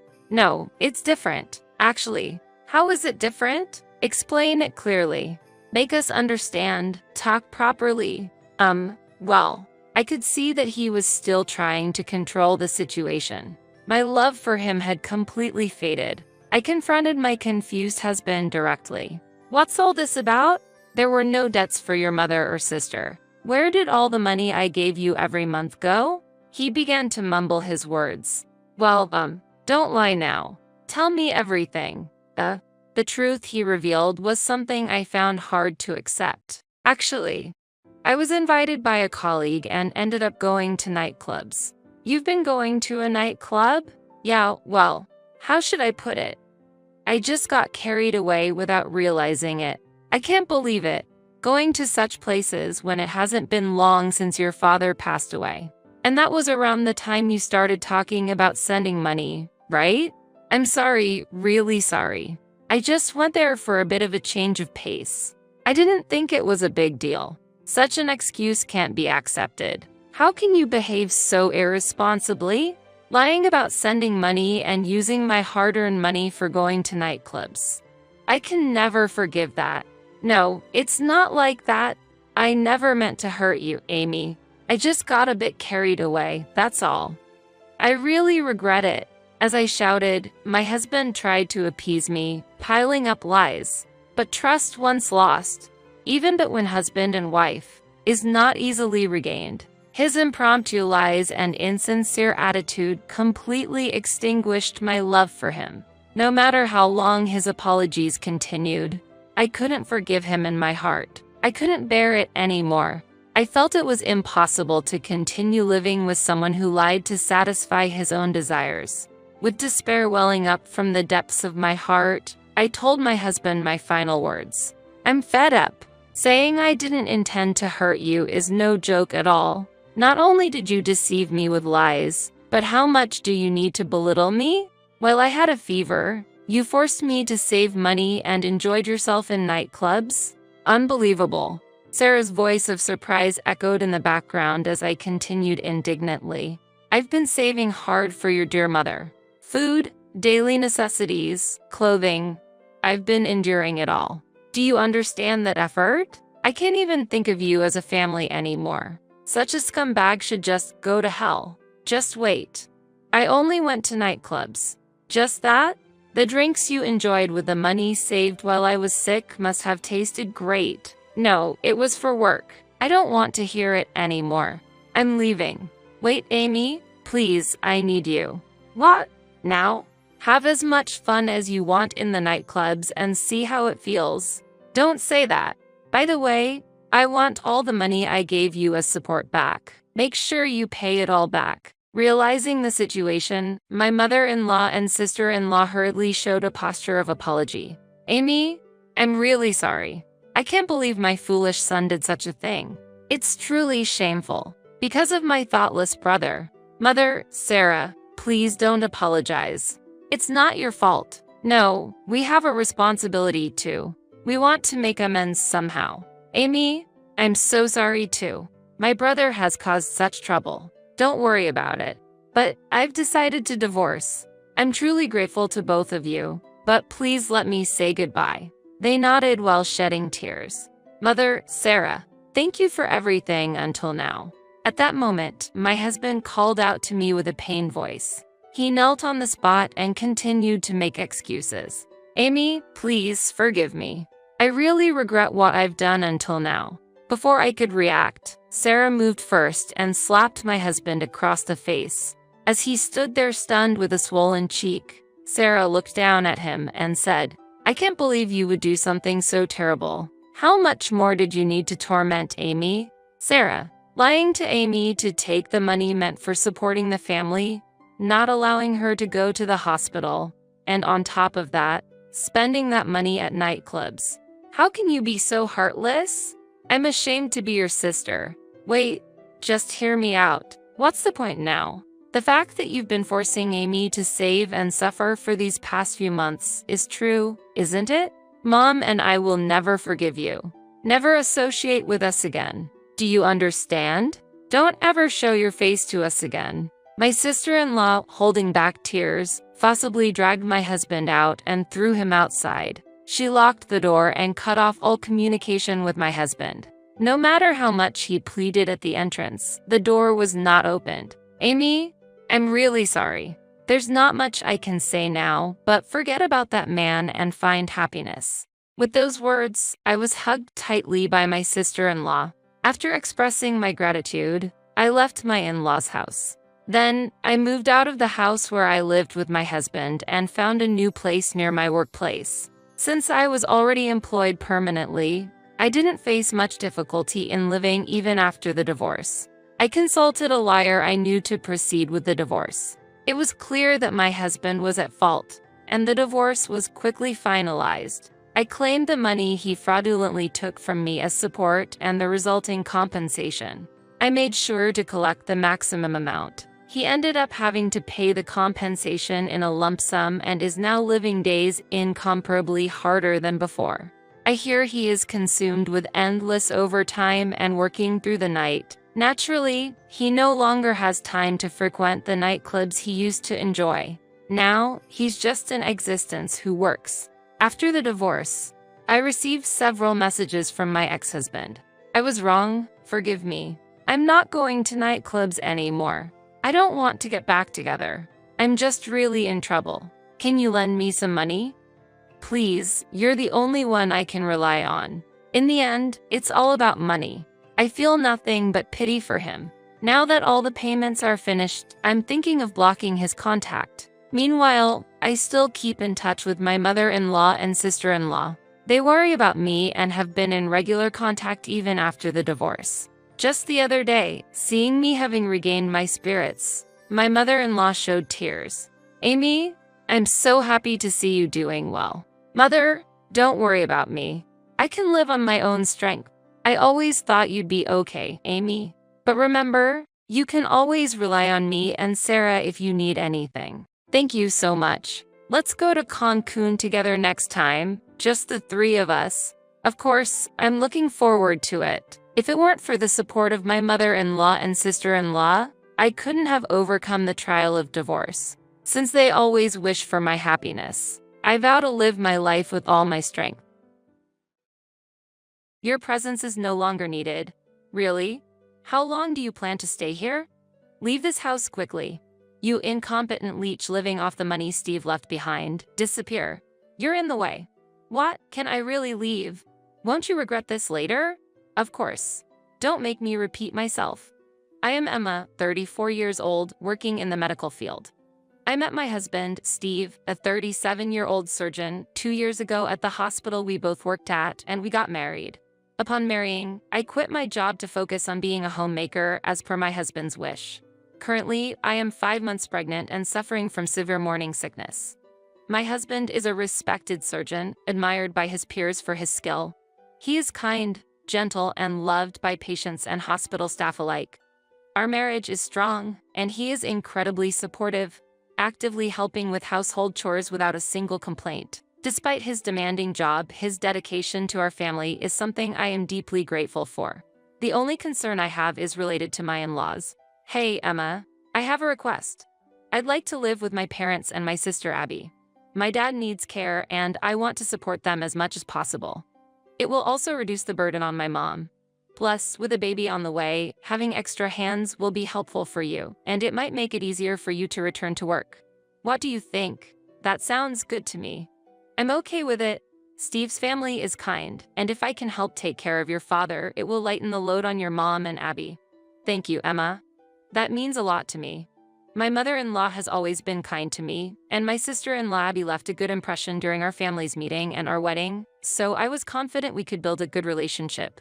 Thus, upon getting married, I started living with my in-laws and sister-in-law Abby. However, this shared living situation would soon change my life. One day, not long after we started living together, I was lying in bed in my room, still suffering from severe morning sickness, when I was called to the living room by my mother-in-law. My husband had left for work early in the morning, and my father-in-law was resting in another room, so it was just me, my mother-in-law, and sister-in-law Abby in the living room. My mother-in-law, usually calm, looked stern. Feeling tense, she suddenly spoke up. Emma, you're hardly managing the household chores, and yet you're lazing around in bed? Since you're not paying rent, I want you to contribute $5,000 to the household every month. This was the start of an incomprehensible discussion. I'm sorry, I've been suffering from continuous morning sickness and have hardly been able to get out of bed. I feel terrible for relying so much on you and Abby for household chores, but I thought I was contributing enough each month. Well, enough. You think a mere $2,000 is enough? We're letting you live here because we thought you'd help with the housework and take care of our father. You're not helping at all. Why did my son even choose someone like you as his wife? There's no need to say something so harsh. When I was young, regardless of morning sickness or anything else, I dedicated myself to my new family. You need to put in more effort. And I'm tired of taking care of that man. That's why I suggested to Steve that we all live together. Steve is a doctor, so $5,000 a month shouldn't be a big deal, right? Well then, I'm counting on you. We're going out for a bit, so take care of the housework and take care of our father. Useless sister-in-law. Saying this, the two of them left. I was shocked by their sudden change of attitude, as I thought we were getting along well. Despite not feeling well, I couldn't just sit around. So I managed to suppress my discomfort from the morning sickness and started cleaning, doing laundry, and preparing meals for my father-in-law. My father-in-law, though unable to move his lower body, did not show signs of dementia and communicated well. He seemed to feel guilty about me taking care of everything alone, especially considering my pregnancy. I'm truly sorry that you have to take on everything, Emma. Considering the baby and your own health, I wish it wasn't so burdensome for you. It's okay. Steve is very supportive, so I don't feel burdened at all. Besides, I enjoy the time I spend talking with you. I'm really grateful, my father-in-law said, tears welling up in his eyes, expressing his gratitude. That evening, when my husband returned home, I told him about the demand from my mother-in-law and Abby for a monthly contribution of $5,000. However, I didn't mention their change in attitude, not wanting to worry him. $5,000, huh? Understood. Well, we are living here and my parents are living on their pension. Abby also has a regular work and doesn't have a stable income. My husband agreed to the monthly payment of $5,000 without hesitation, understanding the situation. Since my husband was okay with it, I reluctantly agreed as well. Then, one day, I received a call that my husband had collapsed at the hospital while at work. Worried sick, I managed to calm my panic enough to find out which hospital he was taken to, and immediately called a taxi to rush there. Steve was already unconscious during the transport, and tears threatened to spill in the taxi. My mind was filled with pessimistic thoughts, hoping against hope that he would be okay. But, despite my wishes, Steve passed away shortly after we arrived at the hospital from an acute heart attack. He had left the house that morning with his usual kind smile, making it hard to accept the reality. Steve was only 37 years old. He had his whole life ahead of him, passionate about his work and excited to become a father soon. The thought of not being able to introduce our child to his or her father left me sobbing beside his body. Time passed, and my mother-in-law and Abby arrived at the hospital. My father-in-law had to stay home, so a helper was arranged urgently. Oh, I can't believe this. My dear Steve, why a heart attack? Really? This is all Emma's fault. Emma, if you had noticed Steve's health issues sooner, this tragedy wouldn't have happened. You're a disaster. Mom is right. The reason my brother died is because you came into our house. I'll never forgive you for taking him away. I'm truly sorry. Having just lost my husband, my heart was too broken to argue with them. I could only apologize. Maybe it was all my fault. If only I had noticed something was wrong with Steve sooner, he might still be alive. I was tormented by this thought for a while. Eventually, the funeral was held. Many of Steve's friends and colleagues came to say their goodbyes. I felt a profound loss and sorrow from the respect people had for my husband. But I knew I couldn't grieve forever. I have to become stronger for the sake of our child that's about to be born. I resolved. However, my resolve was quickly shattered by my in-laws' words. Look, Emma, just because Steve has passed away doesn't mean you're thinking of going back to your parents' house, right? Well, I'm expecting soon, and the morning sickness hasn't ended, so I might return to my parents' house a bit earlier. What? If you go back to your parents, what will happen to the daily routine here? Who will take care of Dad? You think you can just leave irresponsibly just because my brother died? As for taking care of Dad, hiring a helper could lessen the burden. Hiring a helper? What are you thinking? As long as you're here, there's no need for outside help. That's a waste of money. Angered by their words, I responded, may I remind you, my mother-in-law is almost always home, and Abby only works 3 days a week on a non-regular basis. Aren't you two perfectly capable of handling the household and taking care of Dad? My mother-in-law retorted, I'm busy with community activities and hobbies. I don't have time to do housework, let alone care for him. She spends her time at home just watching TV and lounging around, using any excuse to shift all responsibility onto me. On my days off from my part-time job, I'm busy looking for a marriage partner. I can't spare any effort or money on beauty treatments to find a handsome, high-earning man. Oh, I just don't have enough time. Unlike you, who can stay home all day? Abby, significantly overweight and far from the beauty ideal she claimed, bafflingly exuded confidence from nowhere. And Emma, it's not an exaggeration to say Steve's death is your fault. So, you'll continue to take care of the household and Dad, and will also need the same $5,000 a month for living expenses. We've heard about the savings Steve left behind, so paying shouldn't be an issue, right? But I don't have an income right now, and with the baby coming, expenses will increase. I wanted to save Steve's money for our child's future. Oh, but is that child really Steve's? Could it be someone else's? That's really funny. Really? Emma, you're so vulgar. Then it's even more unthinkable to use Steve's money for a child that might not be his. Please wait. This child is indeed Steve's. It's terrible to say such things. But realizing arguing was futile, I gave up on going back to my parents and resigned myself to contributing $5,000 a month for living expenses, continuing the household chores and caring for my father-in-law. It seems excessive for a family of 4 to need that much, especially with pension income. Though I have some savings, I didn't want to dip into the inheritance Steve left, preferring to save it for our child's future. Moreover, returning to my parents would leave my father-in-law without proper care. If help or support isn't an option, going back isn't either. My belly is getting heavier and it's tough, but it seems like I have no choice but to handle the household chores and caregiving on my own. I managed the household and caregiving tasks as best as I could, using delivery services for grocery shopping to keep it unnoticed by my mother-in-law and Abby. One day, while preparing a meal for my father-in-law, an incident occurred. "Hey, Emma, can I talk to you for a moment? There's something I need to tell you." "Yes, what is it?" At that moment, my mother-in-law and Abby were out, and it was just my father-in-law and me at home. "I wanted to tell you something while they're not around.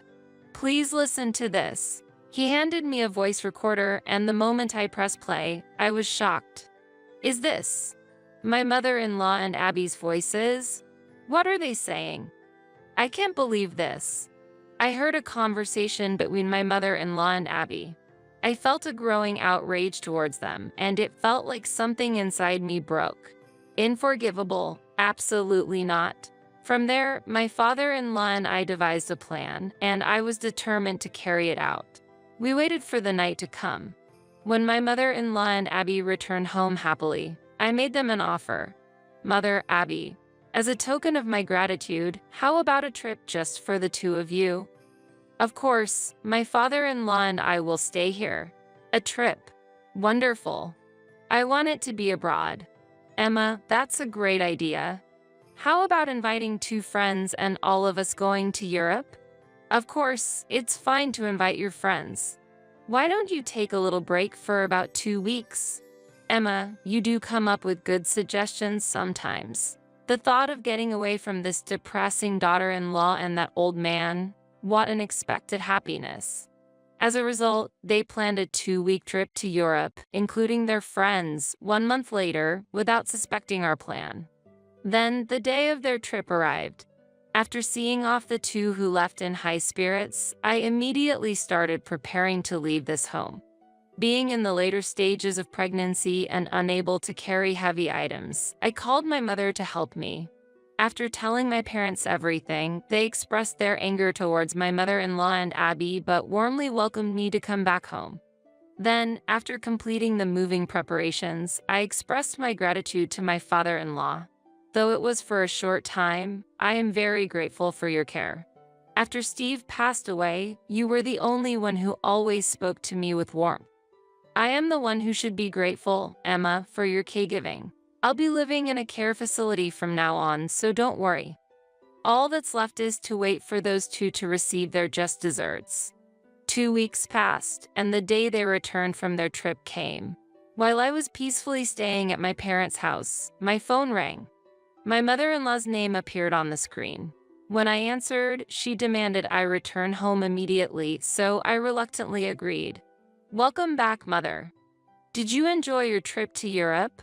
"Enjoyed it? That's not the point, Emma. We were happy to go on the trip you gifted us, but why are we being billed for it? There's a bill for $20,000. I thought it was lucky it only came to $20,000 for 4 of you.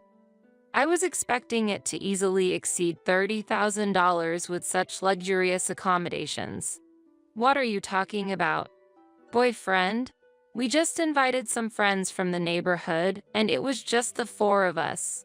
"Oh, is that so? But I have evidence here. Please have a look at the envelope on the living room table." My mother-in-law and Abby were then confronted with a report from a detective. "What is this? You tricked us by hiring a detective, you sly woman." "No, it wasn't me who hired the detective. It was my father-in-law." "What Dad did?" "Yes, it was actually my father-in-law who had requested the investigation. One day, he grew suspicious of my mother-in-law and Abby's behavior and installed a hidden microphone in the living room to eavesdrop on their conversations. Listen, Mom. Last night, I went on a date with a charming man who earns over $1 million a year. He's married, but he showed a lot of interest in me and came on to me strongly. I ended up not coming home until morning. I'll make him divorce his wife and take him for myself. That's wonderful, Abby. Go ahead and get that man for yourself. I also hope my wealthy lover will divorce his spouse soon and become mine alone. Then, eventually, we'll leave this place and start a luxurious life. In fact, they were involved with married men and planning to leave my father-in-law behind and move out of the house. Furious with this revelation, my father-in-law and I planned the trip as a strategy. He expected them to bring their affairs along on the trip and hired a detective to investigate during their absence. The investigation revealed that the friends accompanying my other-in-law and Abby on the trip were, in fact, their extramarital lovers. Well, now that it's out, there's nothing else to do but to give up. I'm going to divorce your father and kick that man out of the house. And you, Emma, are no longer needed here. Really? How long do you plan to stay? Leave this house immediately. Leave, you worthless person living off the money Steve left behind. What? Can I really leave? Won't you regret this later? Of course. Don't make me repeat myself. Also, regarding the cost of the trip, you will be bearing it yourself. While I suggested the trip, I never mentioned it would be a gift. Humph, if it's about $20,000, I'll just have my wealthy lover pay for it. Is that so? Additionally, my father-in-law has already moved to a facility. Thank you for everything. Goodbye, and please do as you wish. Thus, I returned to my parents' home, feeling refreshed. After spending some peaceful time at home, one day, my mother-in-law and Abby unexpectedly showed up at the entrance. Emma, we apologize for our behavior up to now. Please come back, sister. I sincerely apologize for everything I've said and done. We really want you back. Oh, what brings both of you here? Why has it come to this? Our relationships outside were exposed, and the spouses are demanding a large compensation from us. I live on a pension, and Abby is in irregular employment with little savings. We don't know how to handle this. In fact, my father-in-law had sent the detective's report to the families of the lovers, resulting in a massive demand for compensation from them. Additionally, they were being sued for compensation for infidelity by my father-in-law as well. Moreover, we haven't settled the $20,000 for the trip yet. Could you possibly share Steve's inheritance with us? I categorically refuse. You treated me like a servant all this time. I cannot forgive you. Besides, the monthly living expenses of $5,000 were being paid out of my own savings, not from Steve's inheritance. What? You had that much in savings? I thought you worked in medical administration at a hospital. No, my daughter is a distinguished doctor at our hospital. My father, who is the director of a large hospital, appeared and informed them of the reality.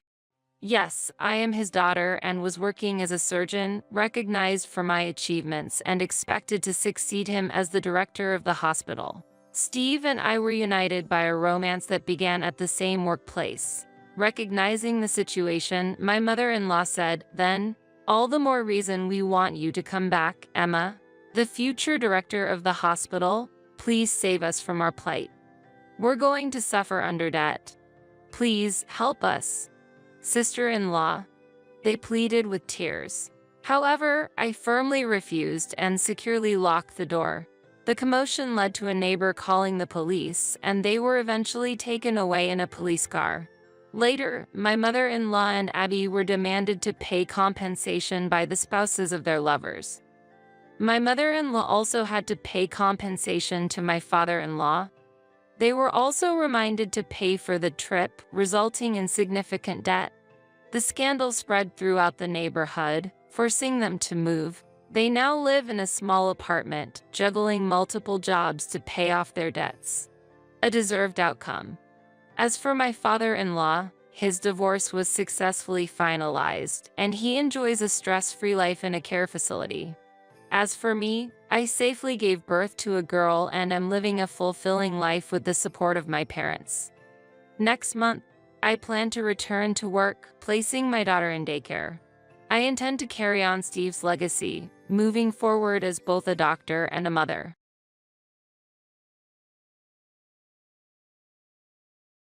My son, who earns a high income, and you, who spend every day without working, are not compatible. My son and I are planning to live here from now on, so please leave immediately. It happened on a day when my husband, who usually stays in his room, had gone out for a bit. Suddenly, the intercom at my house buzzed incessantly, and when I opened the door, my mother-in-law was standing there, looking excited. Taken aback by this sudden visit, I asked, "Hello, mother-in-law.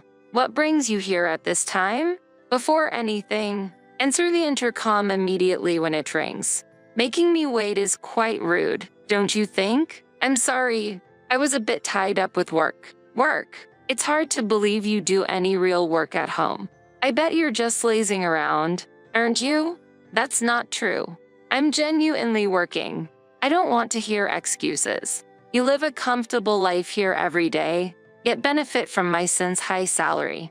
I think it's unfair. We intend to start a new life here, just my son and I. Could you find somewhere else to go? She pulled out a piece of paper from an envelope she was holding and handed it to me with a smug smile. Here, take a look. The paper read divorce papers. Moreover, my husband's section was already filled out. Wait, are these divorce papers? Yes. He's also come to realize he can't be with you any longer. So, sign this and leave this place immediately. She looked incredibly proud of herself, perhaps relishing the shock she imagined I'd be in. But I wasn't as flustered as she thought. With a slight smile, I promptly signed the divorce papers. Inwardly, I couldn't help but chuckle at how much she misunderstood. She didn't know anything. My name is Nancy. I work from home, hustling as a freelance writer and editor. I used to work for a publishing company, so I've leveraged that experience to maintain a stable income even now. While working at the publishing company, it wasn't uncommon to work late into the night or even on weekends. But the compensation was good, and thanks to my salary, bonuses, and copyright-related rewards from the publishing world, I managed to save a considerable amount. Thanks to that, despite the instability of freelancing, I've been able to live comfortably. I met my husband, Dylan, while working together at the publishing company. He was an aspiring writer, chasing his dreams, and I supported and resonated with his passion. Gradually, my feelings of appreciation turned into love, leading to our marriage. Initially, our married life was fulfilling as we supported each other's careers. Upon getting married, I started freelancing, switching to working from home. Until then, I believed both my husband and in-laws understood and appreciated my career and income. However, as time passed, it seemed their misunderstandings about my work grew. My in-laws held traditional values. In their generation, the concept of working from home wasn't common. They also perceived freelancing as unstable, especially compared to my husband's regular employment, and thus devalued my work. Additionally, Dylan began telling his parents how successful he had become as a renowned writer. Because of this, the cold attitude of my in-laws towards me intensified. Every time we met, they'd sarcastically say things like, "Oh, look, it's Nancy who doesn't seem to work much. What brings you here today? Looking for a job recommendation? Mother-in-law, if you're concerned about our living expenses, I apologize, but I'm earning well, so there's no need to worry." Well, you sound quite confident. Maybe you should show more gratitude to Dylan. Without him, you'd be in trouble, wouldn't you? My mother-in-law had old-fashioned values. In her generation, women typically managed the household while men worked outside. Thus, seeing me work from home, she likely assumed I was shirking housework. The story paints a picture of generational and cultural differences, misunderstandings, and challenges within a family. Mother-in-law, freelancing means that you can earn a good income even without going to an office and working from home. Nowadays, with technological advancements, we can work from anywhere, and my job falls into that category. However, my mother-in-law responded angrily, "All you do is talk back. You're such an unpleasant daughter-in-law. It just doesn't look natural for a young woman to be messing around with a computer at home all day. Lately, these kinds of conversations had been recurring, and I was honestly getting a bit tired of it. I swallowed down my retort, thinking, not this topic again. Inwardly, I thought, in reality, I'm the main breadwinner, and I handle most of the housework, but I didn't say it out loud. In the beginning, her occasional complaints only occurred when Dylan wasn't around, but recently, she's been saying them more openly, especially during family dinners at her house, which felt more like a session to criticize me than anything else. Despite being invited, only Dylan's portion of food would be on the table. There was no seat for me, making it very uncomfortable. Moreover, she seemed to badmouth me to other relatives, and I could hear whispered comments, which were very unpleasant. I was often taken aback by her and my father-in-law's attitudes, but Dylan's silence also irritated me. On top of that, they saw Dylan as a successful author and relied on him for money, often asking him to buy things. This was funded by the money I earned. Initially, it was a small amount, but lately, I noticed we were spending almost $2,000 monthly for his parents. I decided to tell Dylan, I want you to stop giving my earnings to your parents without asking me. But his response was colder than I expected. You're earning money while relaxing at home, right? It's easy money, so why not let my parents use a bit of it? Wait, Dylan, do you really think I'm just lounging around at home to earn my money? I couldn't hide my shock at his words. It felt like the last straw. I felt betrayed, confused, and sad. Even though there were challenges with his parents and our differing backgrounds, I believed Dylan was on my side, which helped me persevere. That reassurance was shattered by his words. Dylan, who I thought understood my feelings and efforts, ended up joining those who mocked me behind my back. I remembered our first date when he passionately talked about his work, shared dreams, and values. I was drawn to his enthusiasm and sincerity. But lately, he seemed to have forgotten his dreams and passion and spent his days aimlessly, often engrossed in games. And that figure was completely different from the person he was when we first met. Games aren't bad in themselves, but his obsession made him neglect his passion for writing, which saddened and angered me. I started questioning if I should continue my future with Dylan. If my relationship with Dylan continued, what would become of my life? Even when I tried to imagine a future with him, I could only see a bleak future.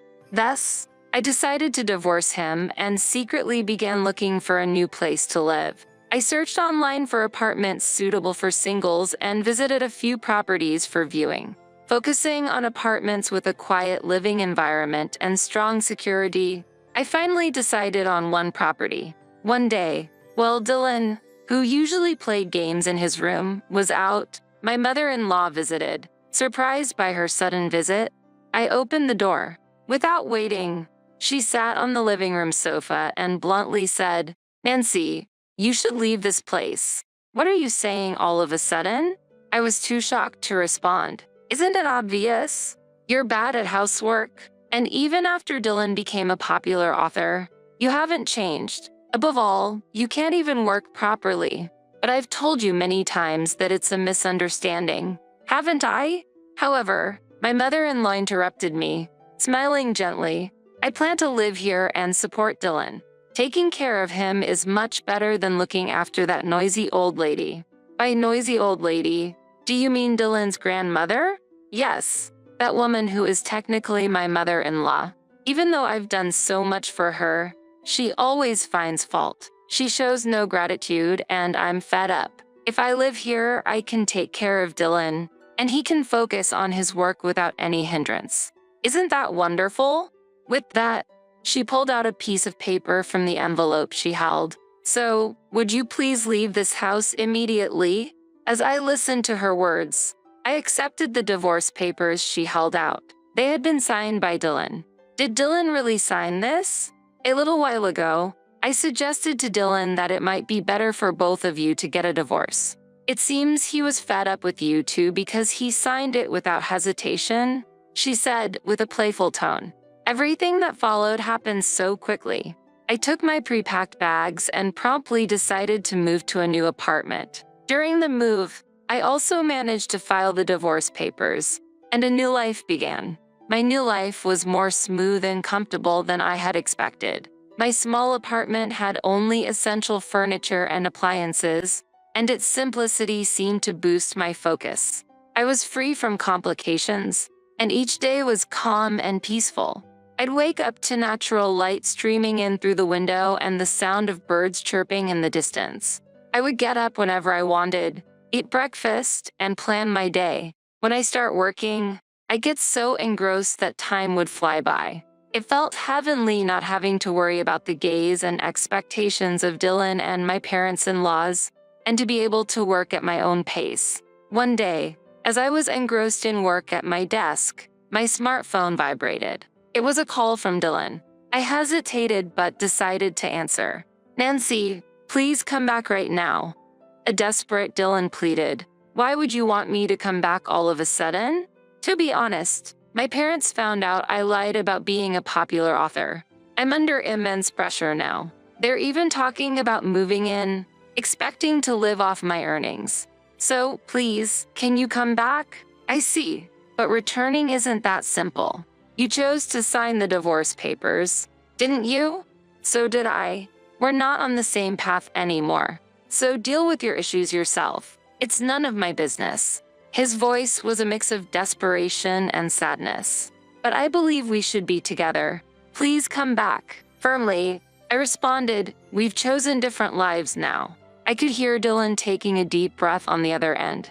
"I understand, but since the divorce, there have been many troubles, and it's costing me a lot. I need assistance with expenses like the care fees for our parents and compensations for the chaos it caused. Why are you suddenly talking about this? I think your decisions played a part in ruining all of my plans. How dare you? Remember when we were married how you and your parents mocked me? I didn't want to say this, but now you seem like an enemy. Your financial troubles arise because you don't work properly. Find another way to sort it out. I wish you wouldn't rely on me for everything." With that, I ended the call. Despite numerous subsequent calls from Dylan, I blocked him and changed my number. A few months later, I happened to pass by where his house used to be. Instead of his house, there was now just an empty land. A nearby resident told me about the recent disputes at his place, with police getting involved at times. The neighbor's words seemed to contain all the emotions of the situation. As she said, "You must have gone through a lot, too. There must have been a lot of turmoil leading to the loss of his house." I stood there for a while, reflecting on our past. The unexpected outcome might be some kind of karma. Dylan's little lie had had such a significant impact, more unbelievable than any story he might have written. From then on, I pledged to myself to live honestly, expressing my feelings and thoughts without lies or pretense. No matter how challenging things get, I recognize the importance of conveying the truth and cherishing genuine feelings.